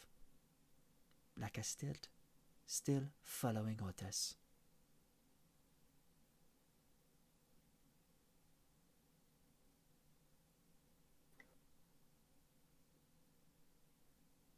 What if destroying it is just as bad as letting it go? Have you even Not following considered- orders, questioning them. I questioned, and I made a decision. But like I said, you are still indecisive. You don't know where you're going or what you're doing. Lost.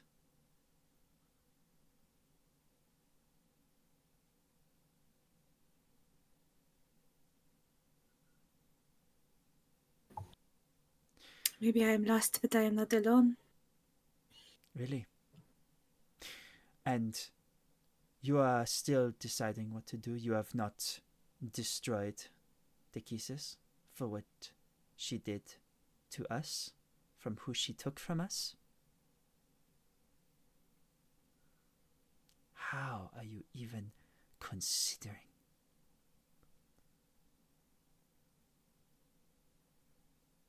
You really are the weaker version of me. I think I glance at Veldren when she asks how I'm still considering not just destroying her. So if I was the first person that made her question what she was doing. Yeah, I don't think. I think you look at Vel's not. Mhm. Roll! looking Not at doing you. great. It's very like, like that last thing really got to Vel.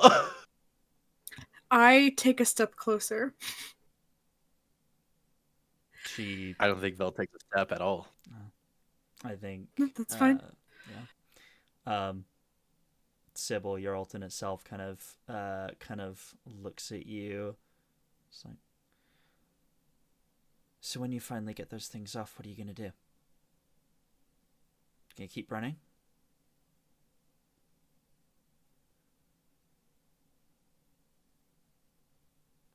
I don't know. You don't know? So what difference does it make? If you're running now and you'll be running then, just running. Just gonna be afraid of him forever? Yeah, I didn't let that happen. Well, because you're not real. Really? You know, I could say Yes. the same about you. Okay. You're as real as I am. Okay. And only one of us is walking out of here. Okay. I'm just gonna scooch around if that's okay. You're gonna try and walk around her? I She's fucking so love tired. Sybil. I love She's so Sybil, man. So you're like going to like walk like through this wall to like go around? Yeah, she's like, I think you just have to walk through it, probably. Like, she's so It's an tired. illusion. It's an illusion. You go to step past, and you kind of like, you go to like step through, and your alternate self's hand shoots out and grabs your wrist. Let go. Like I said, only one of us is walking out of here. It's gonna be me. I'm so tired. Aridia, you step closer to your alternate version of yourself and say, I do. well, I guess we will see who is the stronger one then. As she reaches for a great sword on her back, goes to unsheath it. Vel, your alternate self, looks at you. It's like, oh, are we afraid now? Afraid of the truth? I don't think Vel is looking at his doppelganger. I think he's looking at Sybil's and is taking a step to Sybil's. It's like, let her go. I think he's not looking at his right now. You're stepping over to to Sybil, kind of G kind of like turns and like looks at you, still holding Sybil's wrist, kind of turns and looks at you, kind of looks at you with a snarl. Why would I ever run away with you? Whoa, whoa, whoa! Hey, that's definitely not a real Sybil then. Shots fired. I think Vel goes, what? He's like, Okay.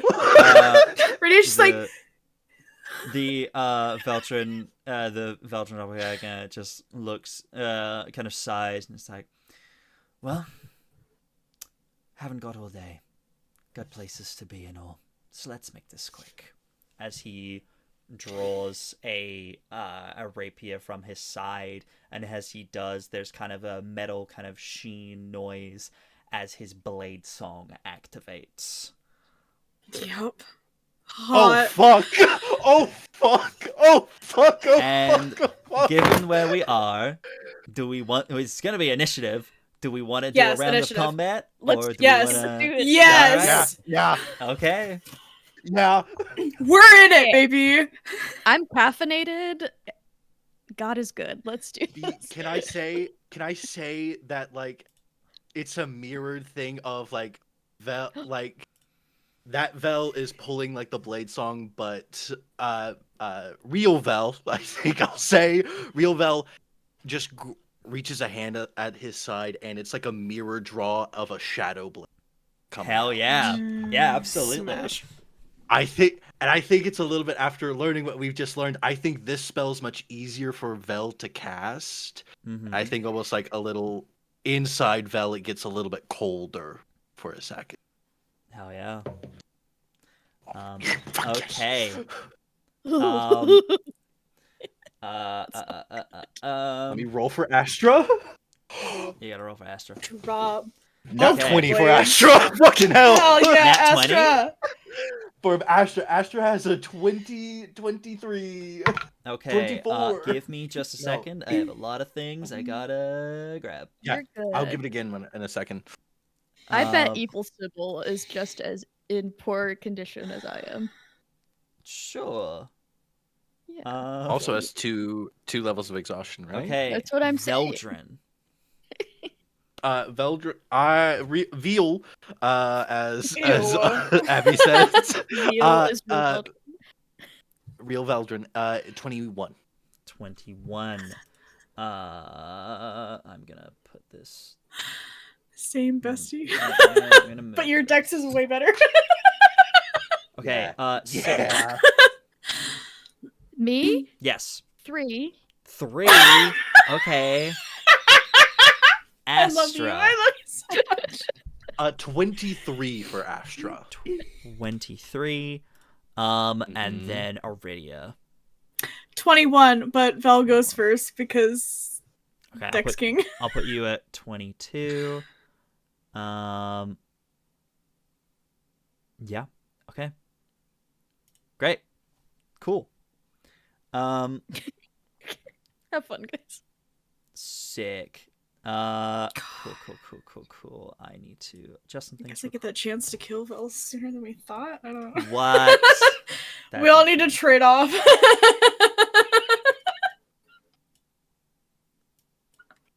Guys, we're fucked. Guys, we're fucked. I feel great. I'm ready to murder something. Blade Singer. Guys, I'm so caffeinated right Smash. now. We're gonna be awesome. I'm ready. Okay, do we want to take bets on what we're going to? We know Blade Singer. Are we going against a fucking fighter, Oathbreaker, maybe? Aridia? Oathbreaker? I'm guessing Rune Child on account of the runes. Rune Child's probably still correct. Maybe. Could be Circle of Blight for Astra. You don't listen. You don't know. You know? Or some sort of fiend warlock. I need to remember that I have Mage Slayer because that might come into play here. Yeah. It hasn't yet. Kill me. Kill me. Oh my god. Kill me. Just get the joints back in place. Oops. Wait. That'd be wild. My first thought was like, does Aridia even fight? But she does. But I had the thought. Sorry, I have to adjust some things. There we go. Okay, cool. So first up then is at 23 is Astra. Yeah. How close are they all together? How close are they together? You guys are like stood like side by side, so they are like they're in front of you. Like you all walked up to this kind of mirror. Yeah. Perfect. So they're like side by side, right? Yes. Moonbeam down onto who's standing next to Astra's. It would be Astra. It would be Astra and Sybil. Sybil? Onto Astra and Sybil's doppelganger is a moonbeam comes down at 3rd level. I'm gonna need a Constitution saving throw. Hang on. Please. Wait a minute. Hold on. They have disadvantage if they're shape changers too, just in case. They are not, but thank you for letting me know.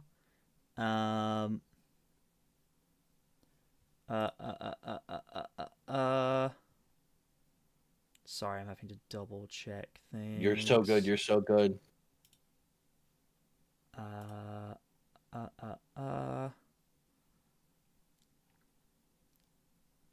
Okay. So you said you're casting Moonbeam.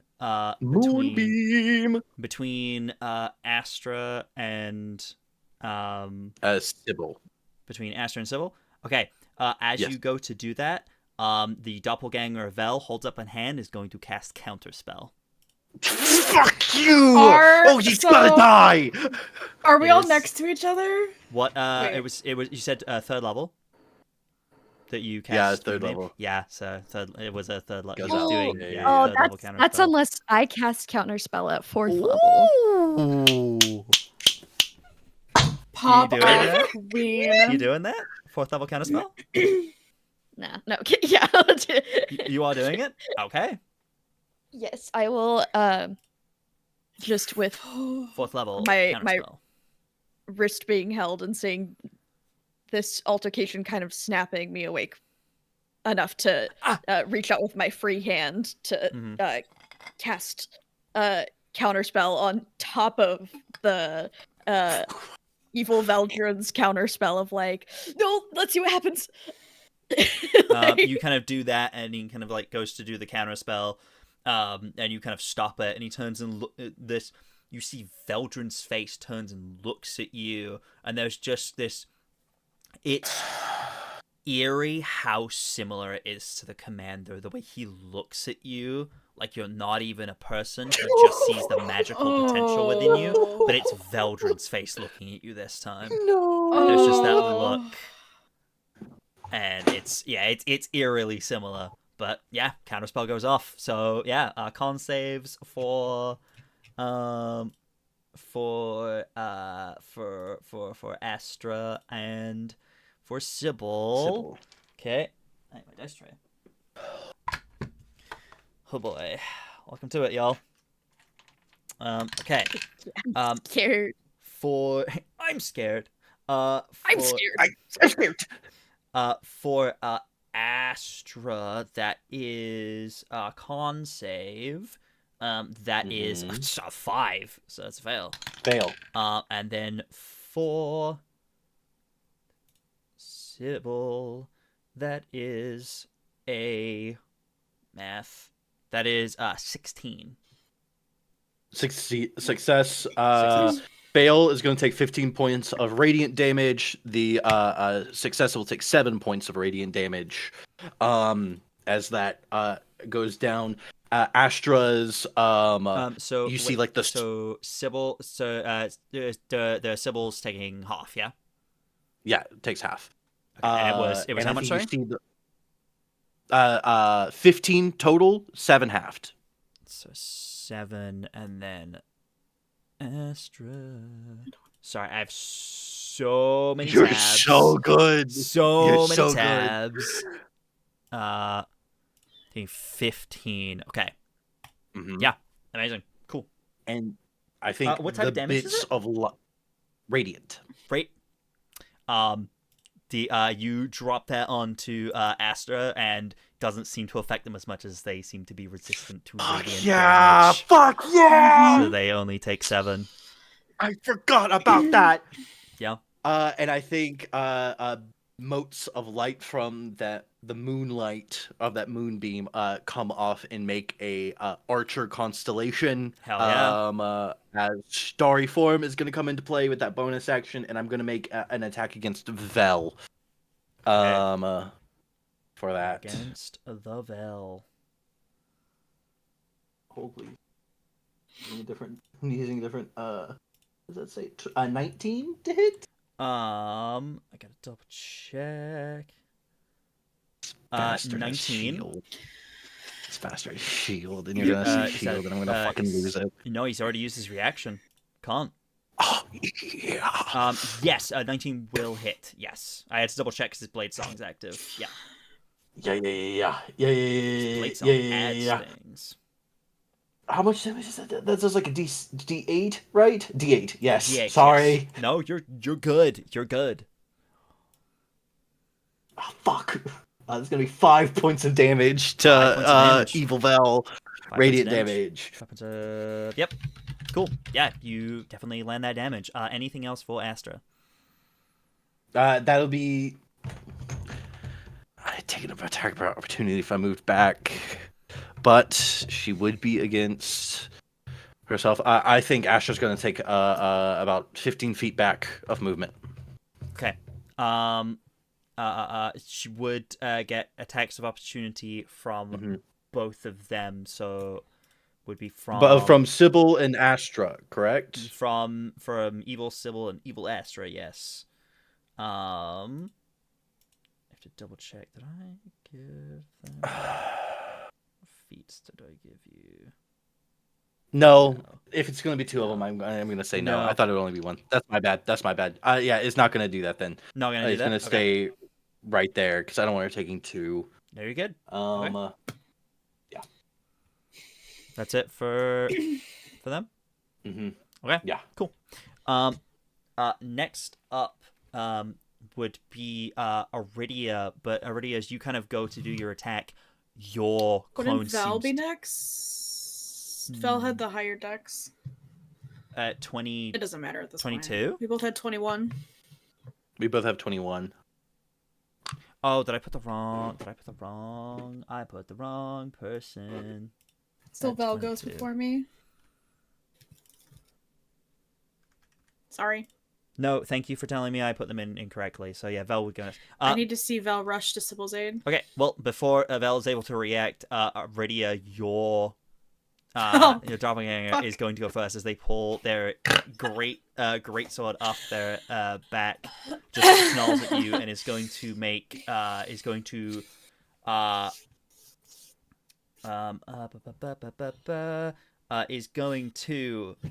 make 2 attacks, one against you and one against Vel. Son of a. Okay, I'm intercepting the one against Vel. Okay. The one against you is a... Oh, hang on.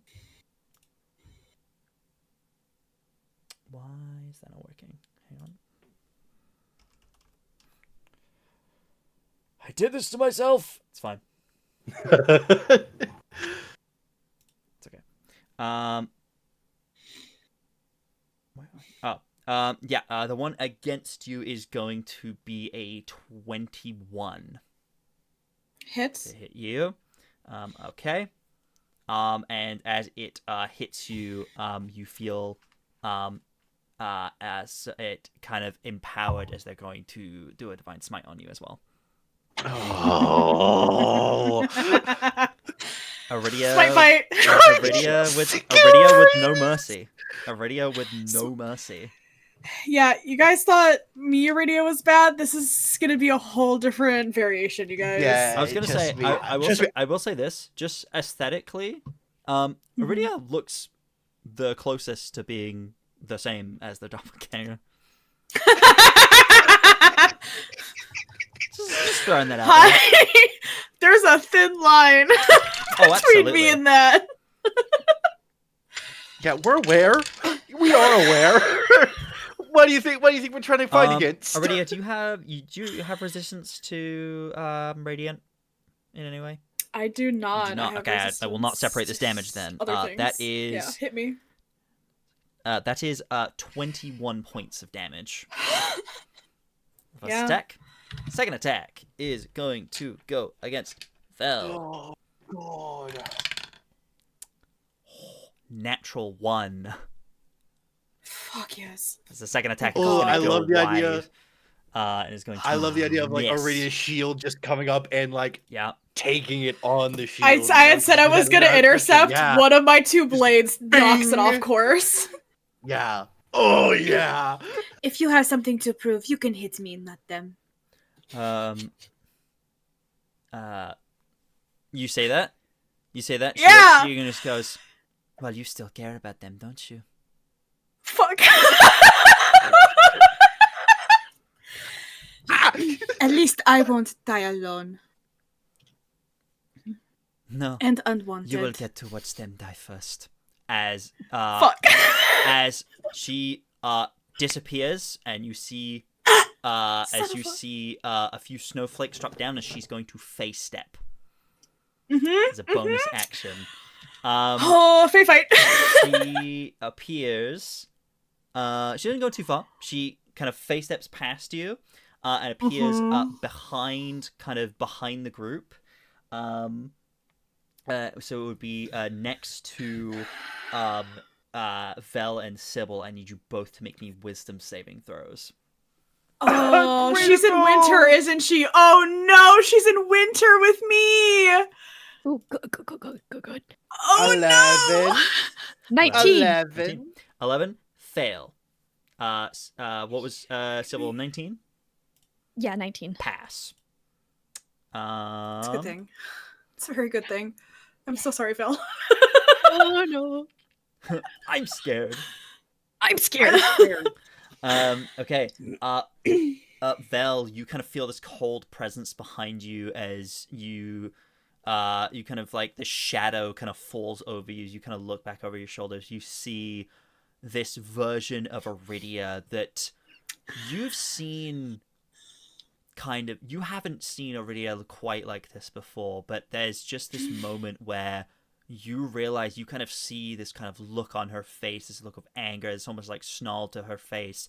And there's that part of you that goes, I've seen this before, but it wasn't aimed in my direction. And now it's aimed in my direction, and you are frightened. Yeah. It's like, I think it's that Frightened thing of, like, condition. yeah, I think it's going to be that thing of, Aridia, like, I think it's a thing Aridia's of, gonna fucking kill me. Aridia's no morals about killing Gone. is about to get me killed. Yeah. This is worse than that, though. You guys don't deserve to die, so I would have morals about killing you. Who gets to decide that? Well, Me. well, fun times. It's your turn, Vel. You're frightened. Yeah. I'm so sorry. I think no. It's all good. It's all good. I think it's still going to. I think this blade made of shadow is going to come up and swipe at Sybil, but specific Evil Sybil. bad Sybil, evil Sybil, but more Can't kill targeting Sybil if I like kill her her first. leg. Yeah. But more targeting her leg to almost knock her off balance. As I'm going to use one of my cunning strikes if I hit. Can I strike? Sweep the leg. Okay. Wax on, wax off. Okay.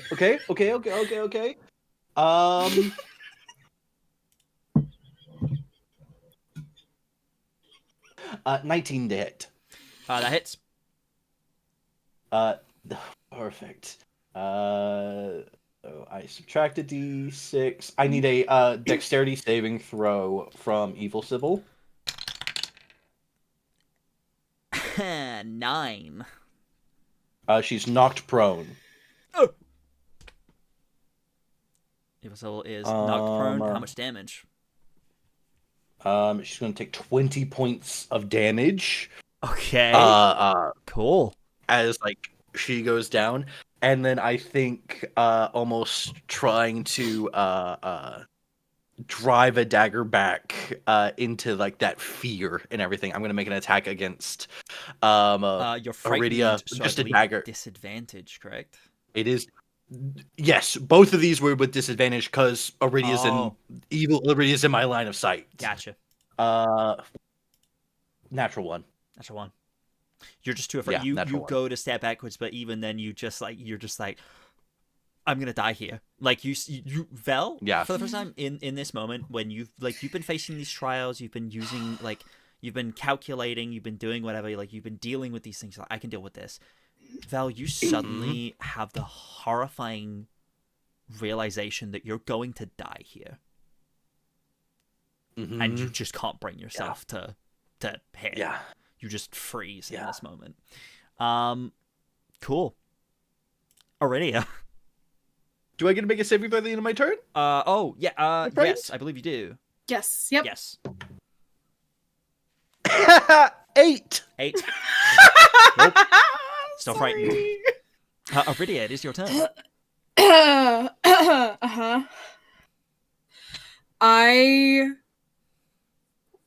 The minute that she face steps, I track it. I'm familiar with Fae bullshittery. It's my own. I will level my God-blessed sword toward her. Bonus action, I'm using my Vow of Enmity. I am the Blade of Bahamut and I will see you, Feld. And I am going to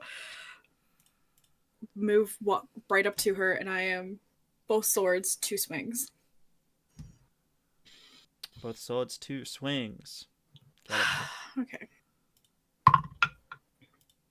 Okay. Oh, 25 to hit. 25 to hit. That hits. Okay. And I'm going to first level Divine Smite. Okay. Oh, that's not bad.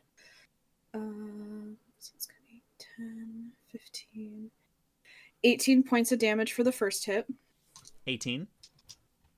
18 points of damage, yep. Okay. Second swing. Yep. 24 to hit. That hits. I'm just going to burn my first levels, guys.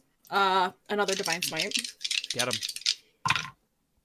Oh, a little bit better. I think getting Evil Aridia off the field is a great idea.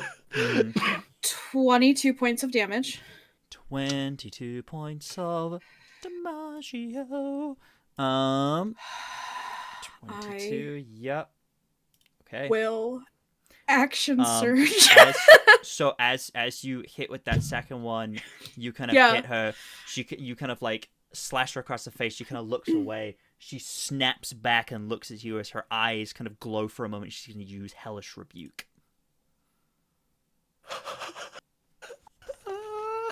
Also, just to clarify, because I did want to check that it wasn't like a reversal of this is some like she was in Bishop's shoes bullshit. She's not considered undead or a fiend, yes? No.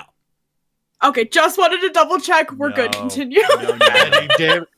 Oh, let me just go add another D8 to that. That's why I was asking. Dexterity saving throw, please. Dex save, yeah. Oh, that's good. 19 plus things. Dex save.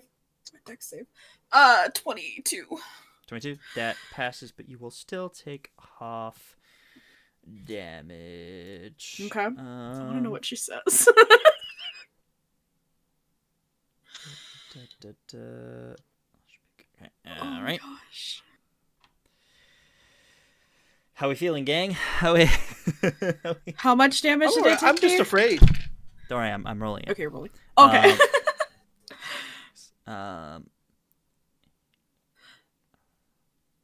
You take 15 points of fire damage. That's the halved? Oh, halved? No, sorry. So 7. Okay. 7. I was like, she rolled 30 on a Hellish Rebuke? Yeah, What the maximize fuck? all 3d10. Yeah. Okay. You should have taken better pointers from our brother. And I'm going to action surge. Okay. And I'm going to swing 2 more times. Get him. Okay. Oh, it's not as good. 17. 17.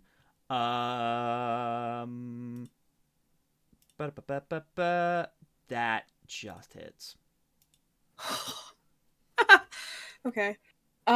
Same thing, first level smite. Okay. 12, 18, 20 points of damage. 20 points of damage. Yep. Okay, and one more. Okay. Natural 20. Oh! Ah! Kill her. Okay, it's been a hot minute. Do we double the dice? No. So you- Maximize the dice and then roll. Okay, I'm And gonna that burn a includes- second level. I was gonna say if you smite. add smites, that includes that.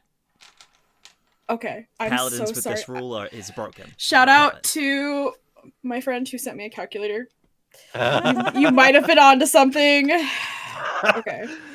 I'm slightly... That's so funny. Okay. Oh my god. I'm so sorry. No, you're so good. 6, I'm realizing plus- now that I should have action surged with Evil Aridia, but I did not. Shh. It's fine. I'm just proving I'm the better Aridia. I don't... Don't worry about it. It's okay.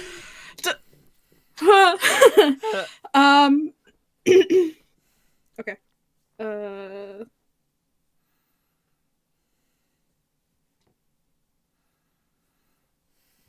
Okay, I'm starting with a base of 36 and then I roll. Base of that's a 36, just base. Yeah, because 3d8s Okay.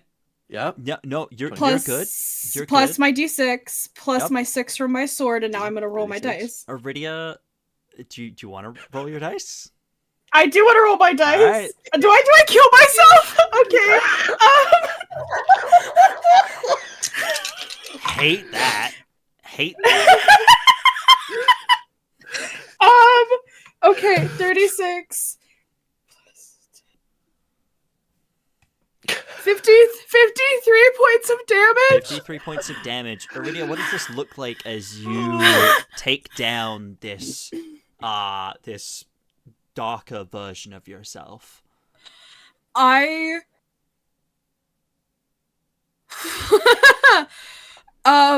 think with the vow of enmity, the air like between the two of us just went positively frigid. Like you could see our breath, and probably Veldren and Sybil's who are right there. Mm-hmm. And the dark or like the green magic that comes from when I use any magic from my god, I think with each hit has gotten darker and darker. and more like erratic and almost like how it was sparking before. It's almost like shards of frost on her sword. And I think 2 swings, and then I just draw back on my god sword and I drive it straight through where I know the axe scar is. Mm-hmm. And I just sink it straight in up to the hilt so we are face to face. Just say, Like I said, you will die alone and unwanted. and then I kick her off my sword. All right, she falls dead. Congratulations. you've Aridia killed has to yourself. go to therapy. Aridia has to go to And therapy. then- That can't be healthy. I start crying a little bit, but my tears freeze on my cheeks as they fall. That's awful. Why would you? Why? You're Woof. awful. Well, yeah, crying is a That's reaction, my- so that's okay. That's my turn. Sick. It's so fucked up. Thank you. Oh, gee, thanks. Does the fear go away, or does the fear stay? Because I just saw Aridia do that. I don't know. Up to you. I'm now next to like right behind Sybil and Vel, right? Because I was in melee with her, just for in my head. Yes, you are now behind Val. Okay. Yeah. Speaking Okay, of Val, perfect. Hey, bud. Bad man. Evil Val looks at the them. group of you, and there's a little bit of a kind of just a smirk kind of comes across his face, and he kind of just tilts his head a little. It's like, well, that was disappointing, but not a problem. Now, let's see what your missing lesser version of me. As he holds up his hand, and his hand starts to light and ignite with fire as you're all stood in a lovely cone as he's going to cast Fuck. Burning Hands. Shucks. I take extra damage because I'm frozen. I'm kidding, I don't. How's that reaction from Mage Slayer going, bestie? Son of a bitch! Yeah. I'm on the wrong side of Val! You are... Also, wait. You have the new Mage Slayer, right? Yeah. So you don't get the reactionary hit against creatures casting spell. And the new Mage Slayer. New Mage Slayer is like a legendary resistance. You get. Yeah. Oh. Okay. Yeah, they took away that. Oh, that So this That cone sucks. is going to catch Veldren, Sybil, and Aridia. Okay. In this cone. Yeah. and What saving evil throw? Sybil. Evil Sybil deserves No. it. In a cone? wouldn't care. No. In a They cone? wouldn't They're care. holding hands! They're touching each other. I'm holding Okay. Evil Sybil's hand. Trying to say Sybil's touching herself? No. It's... I didn't say that. I didn't say that. Okay. That is going to be a lot of damage. Aw.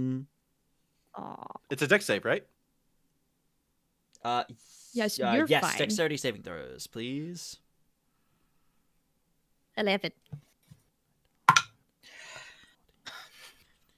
Yeah, I know. 24. 24. I got so excited by that natural 20, but my natural 1 brings me to 4. 4. So Veldren Okay, pass. I Aridia changed my fail. mind. I don't like Aridia's new Or dice. wait, Sybil, I got 11. 11. Fail. Yep. That's so. Okay. For those of you that failed, you take...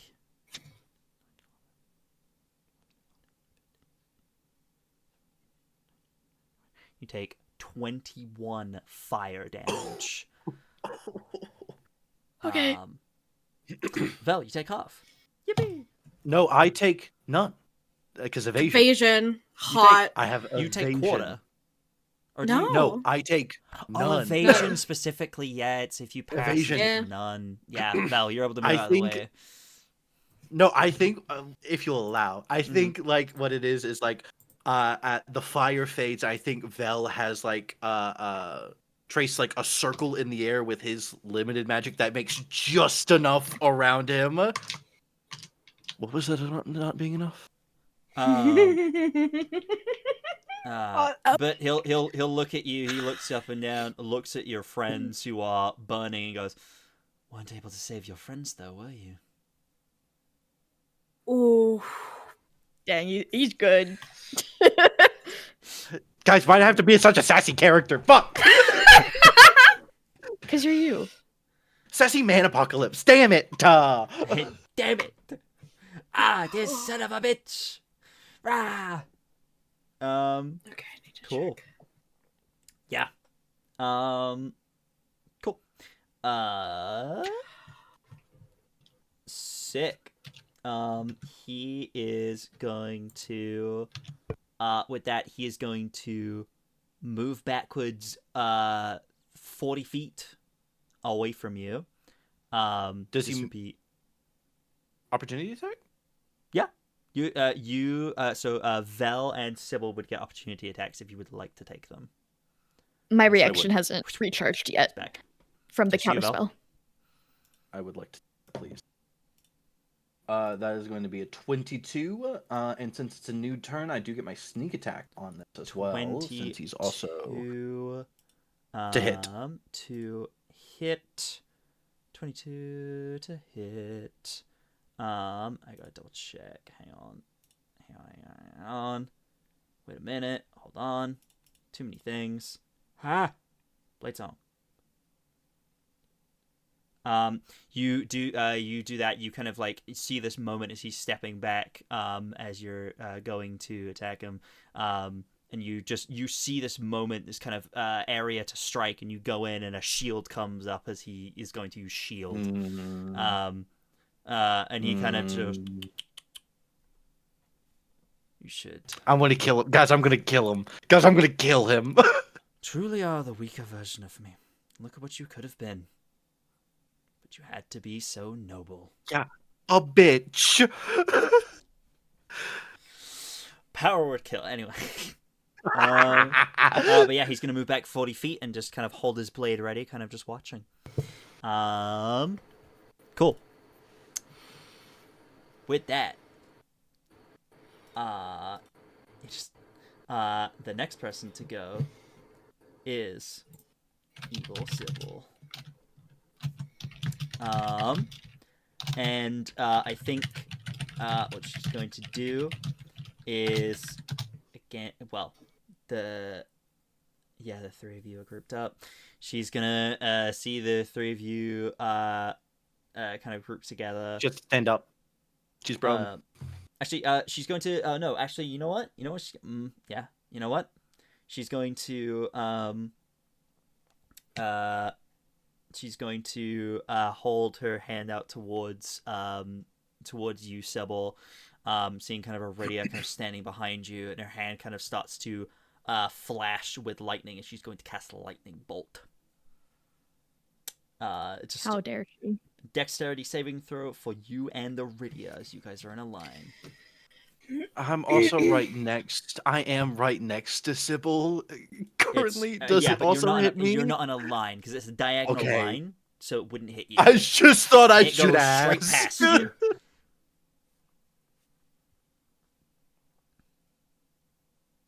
Dirty 20. 30-20, pass. 10. Fail. Girly Yeah. pop. Yeah. I don't even have my reactions to reduce my damage with all my charged runes. Yes, the lightning bolts. This is a biggie. Okay, here we I go. might go down. Oh, you might be down. It might Honk be shoe time. Hey, that's one way to get a long rest. Hong shoe time for real. Okay. Oh, don't know that I would no. heal you. Oh, that's okay. Okay. Bad. Yeah. Okay. Okay. Yeah, because this is third level.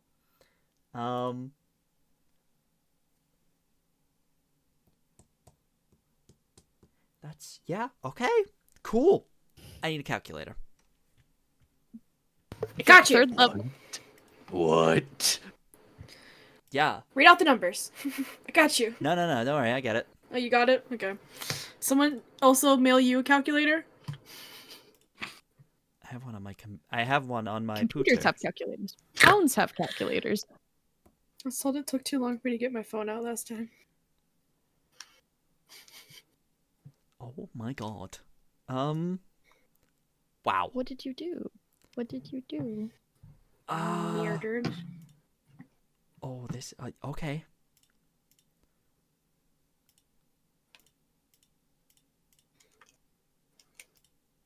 Cool. Yep. I don't even get one hit on this girl, I bet. So she A holds single up her turn. hand. Her eyes glow with this kind of a dark purple magic. It's not like your Sybil. It is kind of almost like twisted, like it's a more kind of unleashed, unhinged version of it. As this purple lightning shoots out of her hand, and that the lightning shoots through you, just goes straight through your body and into Aridia as well. You take 36 points of lightning damage. I'm down. Oh no. And I take half? Yeah, you take off. So that's 18. No. Buddy. Oh. I had a whole plan for my Oh turn. no. No. No. We'll fix this. Yeah. Can reduce it do anything? Probably not. I think I can reduce it enough to help you. Can you reduce lightning damage? She's within Sybil 5 can feet of me. reduce the any target's within damage. 5 feet. Oh, sorry. I thought you I had... can't. I don't I have thought to Aridia was so I can't. reducing damage. Does I it say was. attack? Does it say make an attack? Because casting lightning bolt is not an attack. Unfortunate. It's a magic. Hits a target other than you within 5 feet of you with an attack. Yep. It does. With an Yeah. attack, so yeah. Saving yeah. throw, duh. Yeah. I was trying, okay? That's... No, yeah. I'm sorry. Okay. It's totally fair. Cool. Righty. Okay. Next up then, is Evil Astra. Oh no. Okay. Did evil Sybil move? No. I need a Constitution saving throw for Moonbeam. Oh shit, you're right. She wouldn't move though. She is in Moonbeam. Oh wait, oh no, she would. She would move out of it. Actually, she would. I thought it was starting your turn in Moonbeam. No, it's Isn't it ending. It is it's ending your turn. I checked. She, with Sybil going down, she would sidestep out of the moonbeam to stand directly in front of you, Veldren. Kind of just like facing off in front of you now. Kind of just like looking up to you. Yeah. Okay. Evil Astra is going to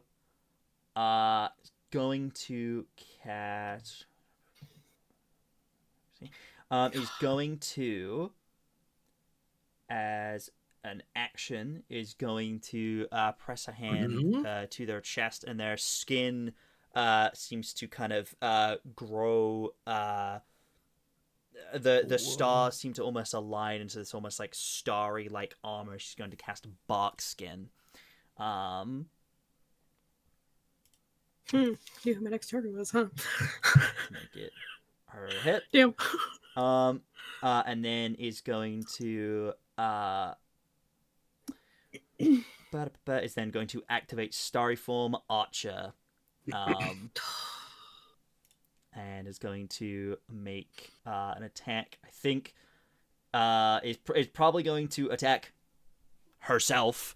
And is going to take a shot at. It will be with disadvantage because it's a ranged attack. Yeah, and she is with a melee. But she's not gonna move. Oh, disadvantage. Yeah, that's great because that was a natural 20 on that first one. Second one is a 15. Does not hit with her new bracers. Hell yes! Her Incredible. new bracers Yeah. make them miss. I think that's such a such a cinematic thing. I think it's this kind of moment where the starry arrow comes up, shoots directly at Astra, and just like breaks up her breaks her, and it bounces off. And there's almost just like this moment, kind of. It would be if Jet was here, it would be this kind of moment where you just kind of hear this moment in your mind, it's like something you need, and it's like shit. I needed it right now, and it saved. Oh, that's awesome. Yeah. As that bonus action goes wide, bonus action are done. That is Evil Astra's turn, which brings us to Sybil. Sybil, I need you to make me a death saving throw, please. 7. It's a fail. Guys, 7 looks a lot like a 1, and I got scared for a second. I'm scared. No. I'm scared. I'm scared. Yeah. And Sybil, you fall to the ground, and that I knew I was 7, asleep. which is 1 failed death save. I knew this was a dream. Yeah? Yeah. Which brings us to the end of the combat round, and yes? I forgot to ask, does Evil Astra move out of Moonbeam? She would, yes. She's going to kind of sidestep around Astra. Attack. Yup. She's going to Attack of sidestep opportunity for Astra. No, she's moving around Astra. She's not moving out of Astra's range. She's moving to the side. No, it's so fair. Yeah. Just asking for purposes. No, you're all good. Sorry, I keep forgetting about the movie. But Me too. That does bring us to the end of that round of combat. Which I'm going to say is going to be where we are going to leave it for today. No. We can't. We're at time. Oh, please. No, but I don't need it this time. We can go later. We can go. Tonight's worth it. We can go longer. Sure? If you can go Yes. longer, that is. I know Yes. it's super late for you. I do know it's super late for you. I want Yes. Are you everyone sure? to say that they're okay with it, because I'm aware Yes. that we've gone late already. Are you sure? Yes. I'm sure, Yes. please. Listen, we have to. We have to. All right, we'll go one more I round need then. this. Okay. Listen, I was wanting to respect y'all's time. I know that we have No, we usually this have is a hard worth cutoff, it. so I want to make sure. Totally appreciate that, and I love the check-in too. Of course. Yeah. Yes, thank you for However- checking in. I want to be tired because this is important. Okay. So back up to the top. Then it's Astra. Astra is Get 'em, going girl. to reach down and lay a hand down to Sybil, and cast Cure Wounds because they're right next to each other at 3rd level. Amazing. That is going to be 28 points of healing to Sybil. Incredible. For action. I want a vote. Do I for bonus action, Necrotic Shroud or Archer? Starry form. Archer. Starry form Archer. Okay. Archer. Whoever you're attacking is disadvantaged because Evil Astra is next to you. Yeah. Evil Astra.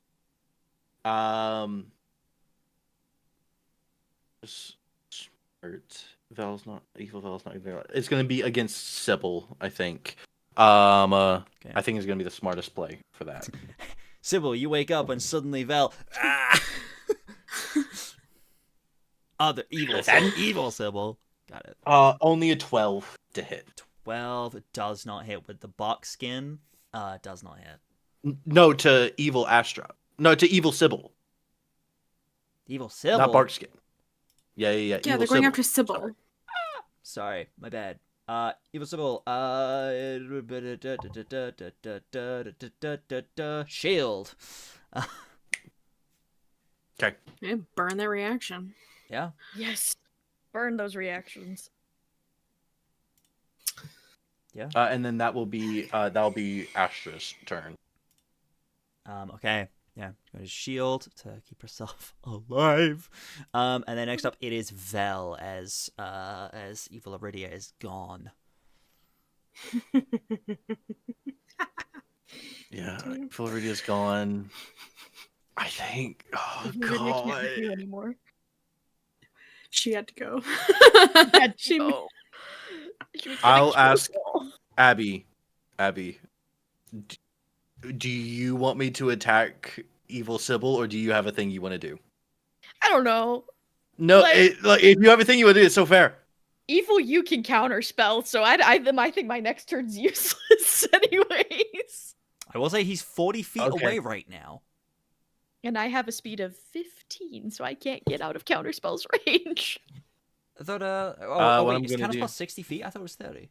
Yeah, 60 that's feet. 60. No, that's such a good thing. Damn. That's such a good point. I'm going to use my 40 feet of movement and go over to Evil Val, actually. Okay. It was going to Go engage get myself. wait, no. Nope, doesn't get, they no. shielded. Shielded. Yeah, that Yeah. shield's still up. You He's just kind of you shielded. see them with the protective shield up. You're able to just nimbly get around her. She just doesn't have Evil time to Astra react would to you. get one. Evil Astra would get one since she's also red. Right? Are they right there, too? Evil Astra is Uh. not. She's the other side of Astra. Yeah. Yeah, I'm going after Val. All right. He sees you. He sees you come in. Yeah. There's kind of a smirk to his face as he sees you coming. It's like, come on, then, prove yourself. Something I don't think you have in that cold heart anymore. Someone very important to us. I'm going to cast darkness around us so he can't see to counterspell. And rust around my neck. Rust's eyes glow, and the blind sight from Rust. I have 10 feet of blind sight with Rust, so I can see, but Vel Okay. cannot. Hell yeah. God, that's so hot. God, that's so hot. No, you're so Try right. that again. This way. Together. Yeah. Yeah, so I just think in the darkness, you like thematically, you just see the little glow of the familiar's eyes, The best of moment. Rust's eyes as I can see him, but he can't see me, Mm-hmm. and that's my turn. That's your turn. Yeah, it's Okay. action, bonus action, and movement. Sick. All right. Next up is Aridia. It's I'm your going turn. to kind of roll my shoulders, and I'm going to bonus action second wind. Bonus action, second win. First off, starting with that. Okay, it's not bad. I'll take 11 HP. Glancing between Evil Sybil and Evil Astra. Mhm. Who looks a little more hurt? It's gonna be Sybil. I hit Sybil. Yeah, Evil Sybil's looking pretty messed up. Evil Astra's basically only been hit like once. Cool. Just gonna same thing. Swing my swords, lock them in. I'm gonna take 2 swipes at Evil Sybil. Okay. AC is a lot higher right now. Cool. Okay. Yep. Lock it in. Okay. I'm sorry, my swords have different plus. Plus 9. 24 to hit. That hits. Okay.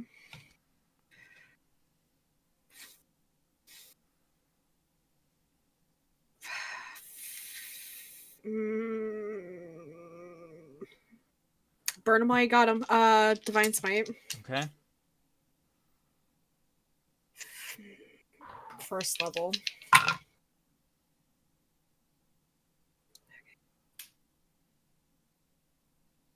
$23 points of damage. 23 points of damage. All right.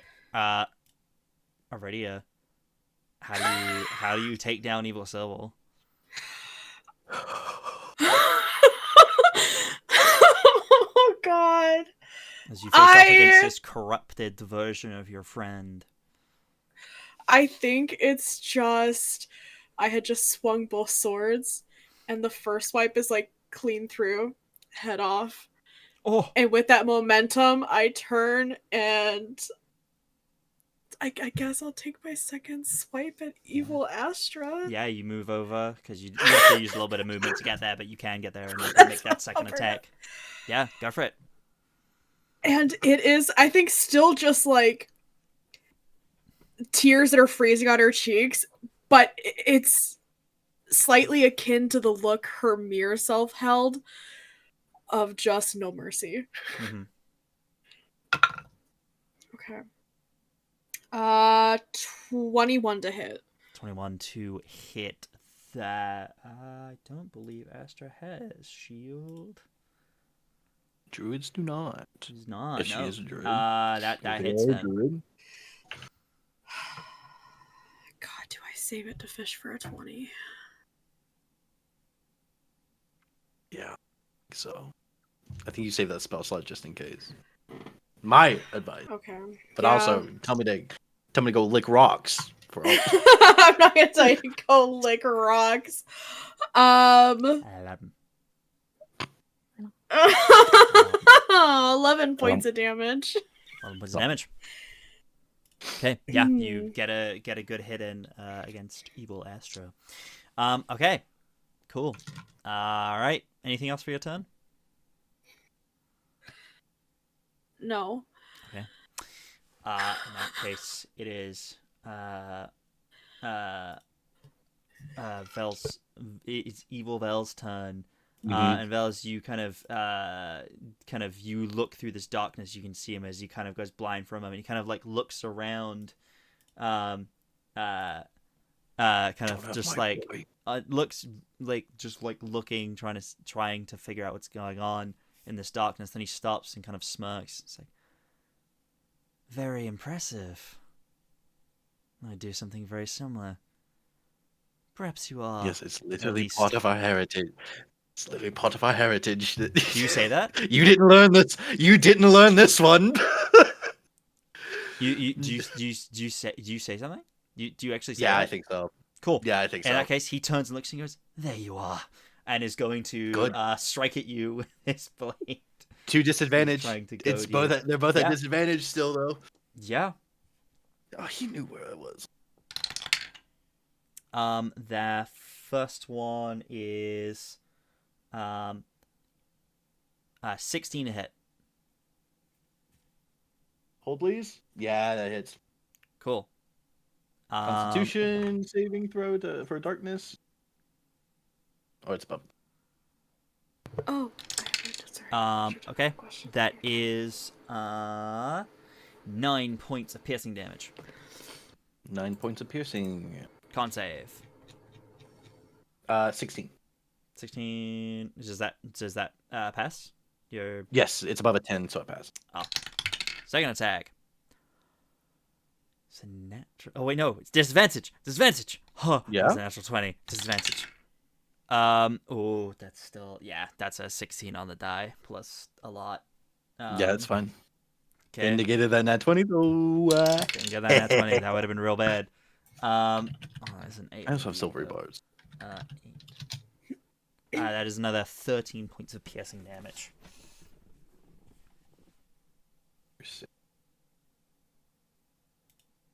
I'm gonna dodge that one to half it. Okay. So it's gonna go down to 6. Cool. He'll just say, he'll just say, impressive, but not impressive enough.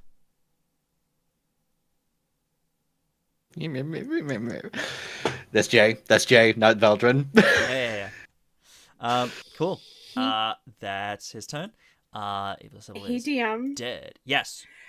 I hit Bad Astra, who has bark skin up, which is concentration, and we did just clarify that my Mage Slayer, they would have to make a disadvantage concentration check on that. Mm-hmm. How much damage was it?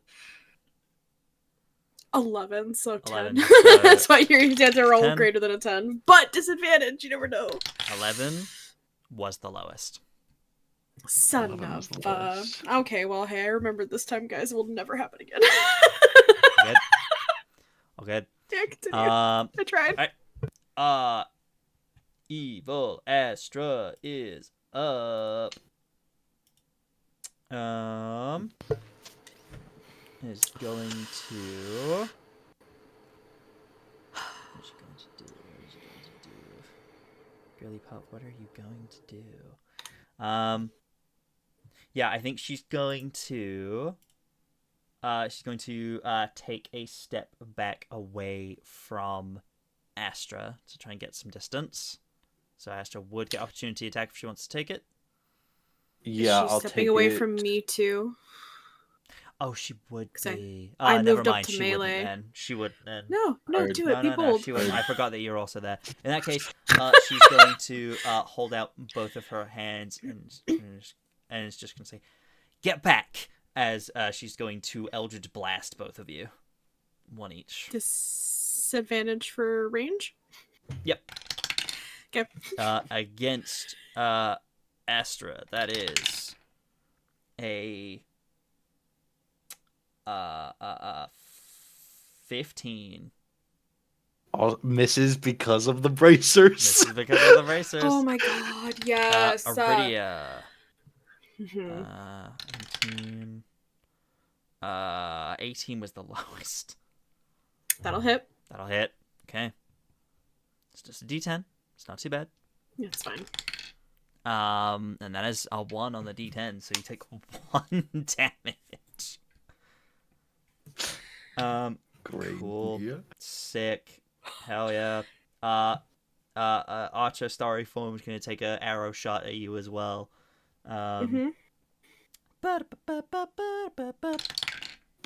Disadvantage because far away. That is only an 11. No. That's it. That's all you can do.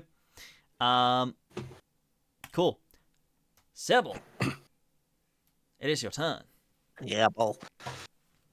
What'd you like to do, friend? Hello. Hello. You're not making death saving throws. Yippee! No, but other me is in 2 pieces on the ground. Oh. I'm so sorry. Yeah, how Sybil sees one of her closest friends kill herself. And then in a horrifying way, and kills her evil clone in a horrifying way, an alternate version of her. And then falls unconscious, opens her eyes, looks up as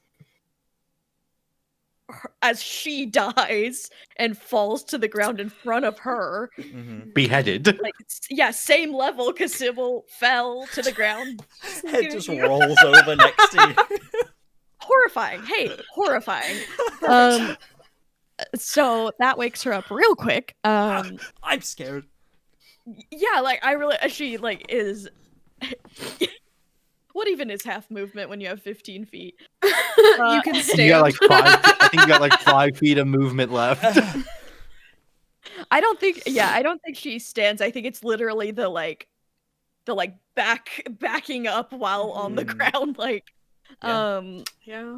of just trying to create some distance, and looks around, and there's just a bunch of darkness over there, and Veldren talking to themselves. Then you hear the same voice coming out, just like whenever he's in his room. Yeah. This is so normal. And then there's Astra, and that's gonna be taken care of real quick. The other two. So Sybil's panicking, if that's not clear. And her magic is welling up, and she doesn't know what to do, and there's only one person unaccounted for that she's most afraid of right now. And I'm going to use all of my sorcery points. Oh! Which is 9 of them. Okay. I'm going to regain my 4th level spell. Okay. And then disadvantage intelligence save DC 18 to the evil Veldren. I do not have to see him as inside his head as she whispers to herself, Veldren. Psychic Lance is cast within their head. Queen shit. And I think yes. in a way, because she is saying the name of Veldren as well, I think the other Veldren can hear it. Sick. But this is going to... Yes. The intent is for the AU Veldren. So that is a DC 18 intelligence save made with disadvantage. And my bad, I still have 1 sorcery point after this. I've got Oh yeah. one. And all my runes are charged. I am DC 18. You said glowing. 18. You explode in with light. disadvantage. You said, Yeah. or just right? Okay, so that was an 18 on the die for the first one. So cool. Be a 1. Be a 1. 11. Okay. I want You can't hide from my he god. has a +8. That was a 3. You can't hide from a gal who's so scared right now. So scared. Scared. You're the bravest girl in the world. Fear, lashing out in fear is terrifying. Girl's wrecking some shit right now. Get Especially 'em. a girl who can't control her own magic. She doesn't know what she's doing right now. It hits the wrong Veldren. Sorry. Percentile die? Nightmare. Cool. Nightmare. Okay. But wait, hang on. Math. I forgot to count the things and almost re-rolled. 7, 8. I didn't roll very well. Okay, and then those are. Okay, 30 points of psychic damage, and the target is incapacitated. Yes. What? 30? 30. 30. Sybil. Oh, Yes. God. Yes. What? So what does it look like as you call this out? You're just calling out Veldren. How does this look? How does this feel as you're kind of casting this magic out of pure fear as you bring an end to this other Veldren? As that was, I want 30 hit points left. That was exactly lethal. And I rolled so many ones. I rolled 3 ones on then rolled Wizards, pretty man. good. You hit them. They're squishy. That's right, squishy. What it looks like, all of her runes are activated right now because I just spent so many sorcery points. And so she emits bright light in a 5-foot radius and dim light in an additional 5 feet. She is glowing with her magic, but she's just on the ground, still like horrified by the scene around her, and her eyes she's so exhausted. She has that new vial of her blood, and it's almost like her own magic overtakes her as her eyes glow in that opalescent color that her runes do, and her head gets thrown back, and the word Veldren gets echoed between the two Veldrens. They are the only ones that hear it. And all that our Veldren can see of the other Veldren is every orifice on his face start bleeding. His head snaps back and he falls to the ground. Yeah. Well, you see that in the darkness. Just you would be the only one to see it as well, because you are in darkness right now. Yeah. You just see it. It just snaps, snaps back like that, and then just collapses. Dead. Cool. Yeah. As he is no more. Back up to the top. It's Astra. Astra is going to like almost in a panic, is going to like raise a hand. This starry light envelops and guiding bolt into the chest. A feature that I see that she has is Spell Sniper. Is Spell Sniper, so it's not with disadvantage. Correct. Yep. Say natural 20. Math. No, it's not a natural 20. Okay. I would freak out a lot more. 23. 23 to hit. 23 hits. Yeah. 4d6. Oh my god. 46 Get damage. him. Get him. That is 24 points of damage. 24 points of damage. Nice. That hits, looking pretty messed up now as that guiding bolt just straight into to evil Astra. Just takes that hit. And and then Starry Archer form. Starry Archer. That is going to be 21 to hit. 21 that hits. 11 points of damage. 11 points of damage. 11? Yeah. Astra, how do you want to do this? I don't want to do. I don't know. I don't know how Astra wants to do this. I don't know how Astra feels about this. I think it is. I think, and this can be retconned later. I think Astra just holds up a hand in a panic, and this massive beam of light just impacts into the other her's chest. Of like get away, and like blasts her back, like I think hard enough into the wall. Yeah, almost just hits the wall her. and then just slumps to the floor and is unmoving. Mm-hmm. As they are all dealt with, as we drop out of initiative. Can I just say one little thing for Vel? Sure.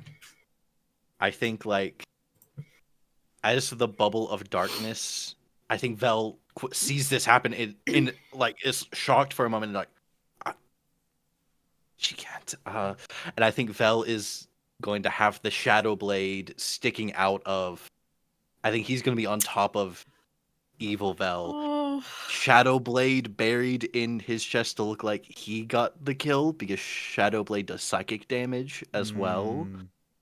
As the bubble of darkness bubbles down, I think that's what the party sees. Vel, make me a performance check. Don't. Or performance or persuasion.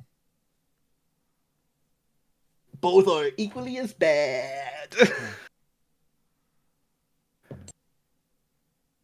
Okay. But Sybil's so sleepy. I'm going to use my inspiration I got at the beginning of the session for doing the recap. Okay. Natural 20. That's I rolled a This is the perfect 19 and then time I rolled for a it. 20. Yeah. That is the The perfect darkness time. bubble Total is disappears. 22. Yeah, the darkness bubble disappears. No one's passive insight is above a 22, so you look as the bubble disappears and you see Vel shadow blade pressed into their counterpart's chest as the body lays lifeless.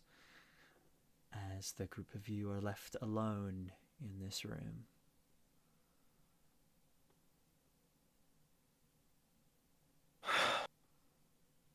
I go and I close Bad Me's eyes.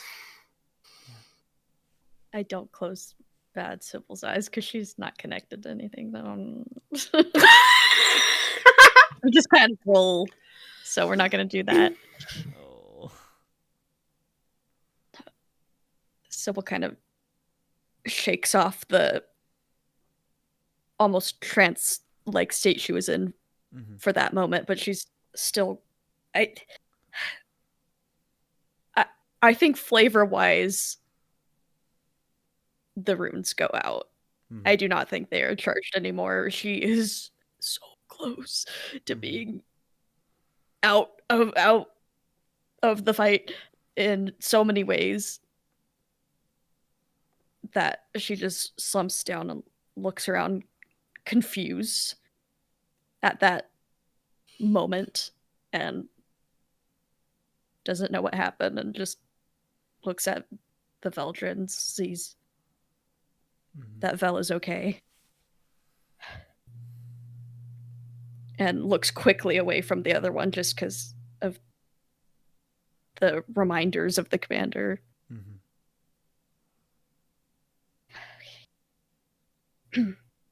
We should go. Yeah. I'll go to help Sybil to her feet. Hold a hand out. Thank you. And as I pull you to your feet, I'm going to pump 15 lay on hands into you. Thank you so much. You are doing okay? You went down pretty hard. Yeah, let's go. I don't want to see this anymore. Yeah.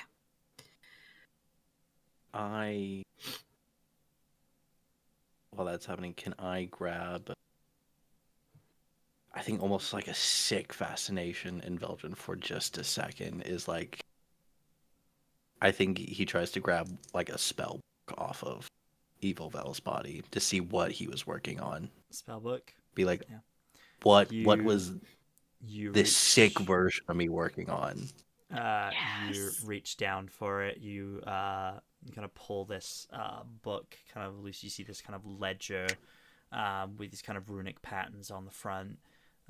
You go to open it, and as you start flicking through pages, the pages start turning to ash, as the entire book turns to ash, and slowly you look down, and Evil Veldren's body starts turning to ash, as do all the others, just dissipating into nothing.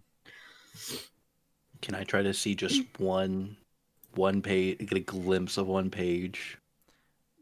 Make Or no? me make me a investigation check at disadvantage, because you're trying to read quickly as this thing is disintegrating in your hand, and you're having to realize quickly that that's what's happening.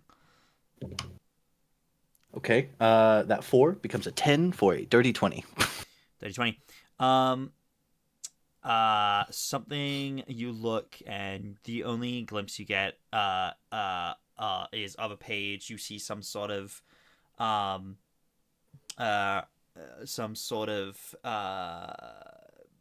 transparent box that has runes on it. It seems to be some sort of containment field. You see that for a moment, and then it disappears. An advanced continuation of his original research. Oh my god. Oh my god, he's so fucked up. Oh, I think Vel like full body shudders like that. Like I just fucking did. Yes, we should go.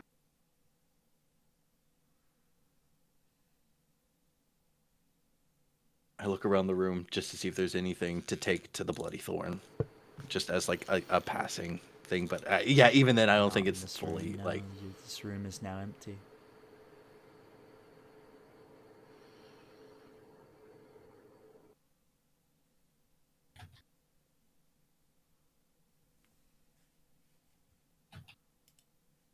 Yeah. I put a hand on Vel's shoulder and I pump my other 10 lay on hands into Vel. Thank you. Of course.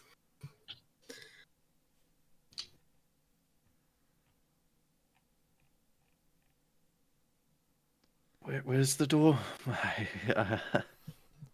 And I think just like looks around. You're in the kind of darker half of the room, and you see the door kind of maybe sort of another, probably about another 50 feet from you.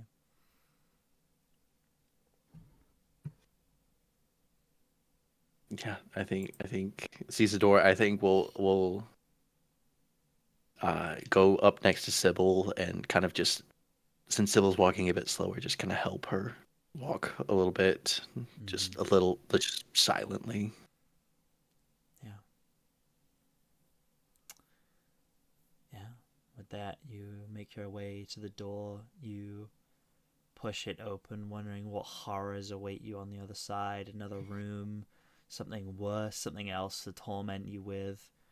As you open the door, you just get hit with this blinding white light as you look, but just kind of just blinding you. You kind of step into the brightness, and kind of it takes a few seconds, but your eyes finally start to adjust, and you're standing at the bottom of a cliffside. You look around and you recognize the foliage nearby the entrance, as you are back outside. You have exited the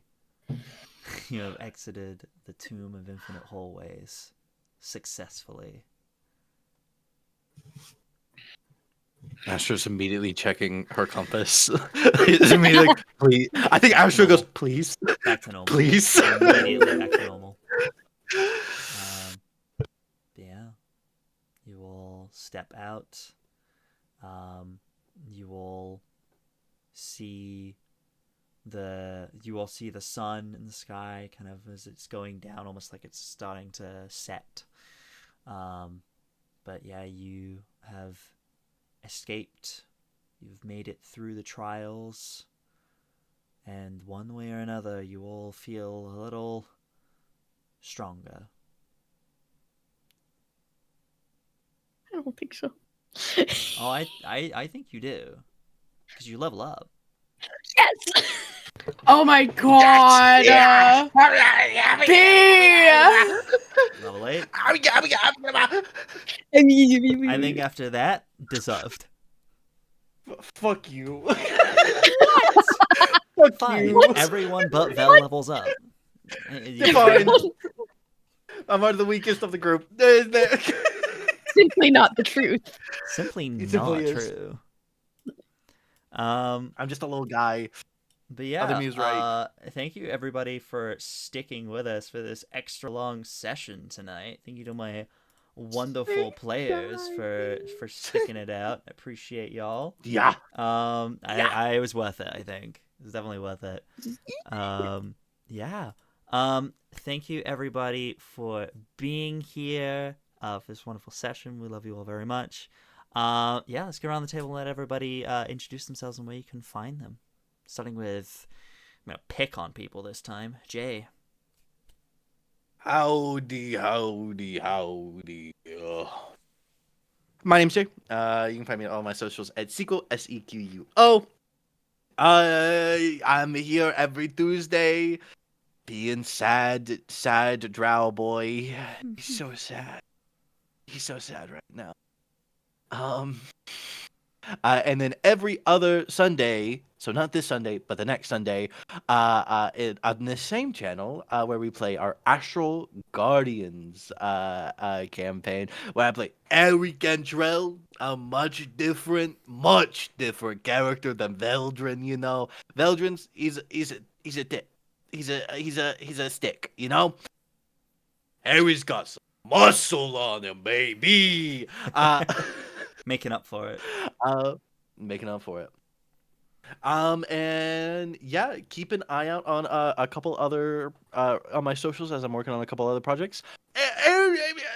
And we're gonna raid them later, but you should really stay for like the Fall of Taliva Yeah, like right. finale. You should You like have really to. watch the very I'm gonna see where end. that narrative.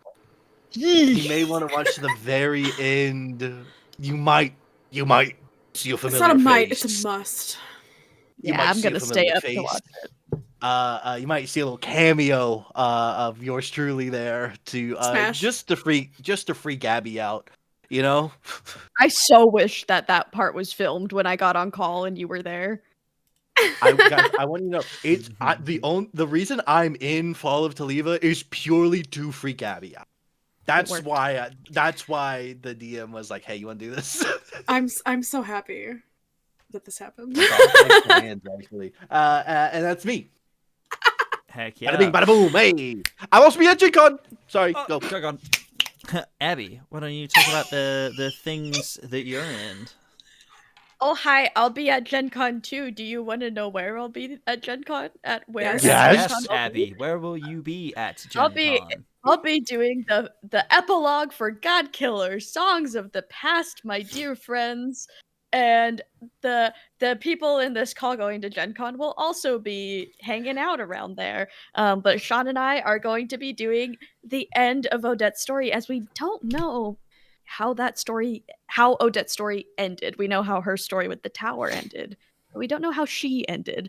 So Sean is gonna kill Odette live on stage at 10 a.m. in the morning on Friday, which will be 7 a.m. my time as I'm adjusting to time there. So that'll be awesome.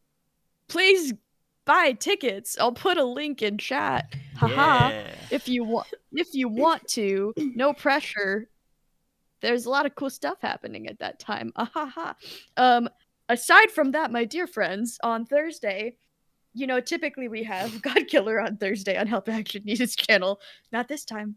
The finale, it's done. Go watch it. The last 14 minutes of the finale make me cry every single time, and I do keep watching it just to feel something. But on Thursday, we're gonna do a talk back. So Sean's been posting on his story, a little Q&A spot. If you want to ask some questions about God Killer. If not, you can just message them to me too, and I'll just add them to the list. And we'll be doing the talk back on Help Action Needed's Twitch channel. So it's gonna be fun, and we have a lot of God Killer announcements coming up. Actually, a lot of things. We, as a joke this morning, we're like, what if we did a press tour? There are 5 interviews coming up between now and Gen Con. Hell yeah. So there will be more on that. So yeah. That's me. Go watch Volatile. I'm also in the finale, by the way. Hello. Crazy. If you look really closely, you can see Abby look at someone that doesn't exist and laugh at them, and that's me because I was there. Probably they're doing the Raven Courts part of things, so we're probably done at this point. My stuff's probably done. I'll go check it out later. But your stuff's not done yet, Jay. So we'll check it out. That's me. Heck yeah. All right, Hans. Hi, I'm Hans. You can find me on all social media at HansKate. You can also find me in so many places over the course of the next 6 weeks. I'm tired all the time. Crit Awards is still going on. We have our submissions and nominations open until the end of this month. They do close on May 31st at 11:59 p.m. Pacific time. I did West Coast time. I know which ocean's on which side. Thank you. West Coast. Sure. South Coast? I don't have a coast. It's got a lot of lakes. Mexico? You can also find me in June on... Oh god, I think I'm up to 9 different streams in the month of June. Some of them are happening multiple times. I will not be sleeping, but it's Pride Month. And what better way to celebrate Pride than to be sleep deprived? Happy day, everybody. You will be able to catch me running Camp Snallygaster over on Logomancy Media. And then I'll be in, like I said, a variety of streams over on Pocket Dragon Pub as well as Cherry Teacher RPGs. You can catch me here every Tuesday, of course. And you can also catch me out at Gen Con. You can find me live on stage for the dating game that is D8 in-game. Where myself and a few other amazing GMs can help you find the perfect TTRPG for you to play. It's gonna be a really fun game show, guys. Think dating, but perfect TTRPGs for you as a player, and a whole bunch of chaos ensues. Beyond that, yeah, I'll be bopping around, supporting all of my amazing friends, including Abigail, who I can't wait to watch be traumatized live on stage. That's me. That's messed up. Okay. And then also, I know they're not here right now, but go support Jet at CosPingu on the platforms. I believe their commissions are open too. If you love this wonderful they're art amazing. that you see here, wow. If you're art. like, wow, this art is so incredible, and I want to look like that. Well, you can. You should. So go commission them. Yeah. And then, hi everybody. It's me. I'm B. I'm your GM who puts the players through drama every episode. It is what it is. Fuck you. It's... Okay. All right. Is there a award for cutest DM? No, I'm kidding. I loved it. I loved the drama. Should make that category the Quitter Awards. Cutest DM. I'll add that to our form of suggestions for next year. Let's go. I think that could really work. I think that could honestly work. Hell yeah. I'll win. But yeah. That threw me off. You can find me here every Tuesday GMing Tales of Agius. It's gonna be a fun time as we level up and we go into the conclusion of this little section here and see how things pan out, how things go. We're definitely getting into the end game of this part of the arc, I think. Things are getting exciting. Some conclusions are coming up. It's gonna be a good time. Brain, it's late. You can find me on here as well every other Sunday for Astral Guardians, which is set in the same universe as this game. And I would normally say how far across the galaxy from this, but this episode, maybe a little closer. Who knows? Don't worry about it. Maybe some lore from that show was definitely brought up this session. I don't know what you're talking about. Yeah, there's definitely. no crossover. Not Absolutely yet. zero. Anyway, also, please go check out High God Heroes, which happens every Friday, but not this upcoming Friday. As I'm off adventuring at Comic-Con, and it might not be the week after. We're currently figuring it out with schedules because it's the finale of this miniseries. I want to try and have everyone present. So, keep an eye out for that. Final episode of High God Heroes will be out sometime very, very soon. And then there's some fun stuff coming down the pipeline in June as well. So lock in for that. You can also find me. So exciting. You can also find me playing D&D over on the Mikes and Mimics channel, starting out in June. Very, very excited for Vecna Rune Weave, who maybe someone else on this cast is also in that. You guys have any idea I don't who that know. might be? I bet they would have announced it during their turn if they had remembered. Yeah, I'm sure they would have. Yeah, sorry, it's me. Sorry, it was me, guys. I'm sure just this a wouldn't little be the dumb. second week in a row that they haven't done it during the segment. Not calling them out or anything, but you know. Anyway, hey guys, you can also find me on my personal channels at BDoesDND, where I do TCRPG, cosplay, LARP, and fashion content. It's a super fun time. TikTok and Instagram mostly for those. And hey, that's us. Stick around though, because if you want to see more of the fun things that Abby's been involved in, and maybe someone else at this table, we're gonna go raid somebody's heroes because they're doing some fun stuff over there. Let's head over there and don't forget to say hello and say that we sent you, and we will see you all next time. Say goodbye, everyone. Goodbye, everyone. ¿Por qué no los dos, señor J?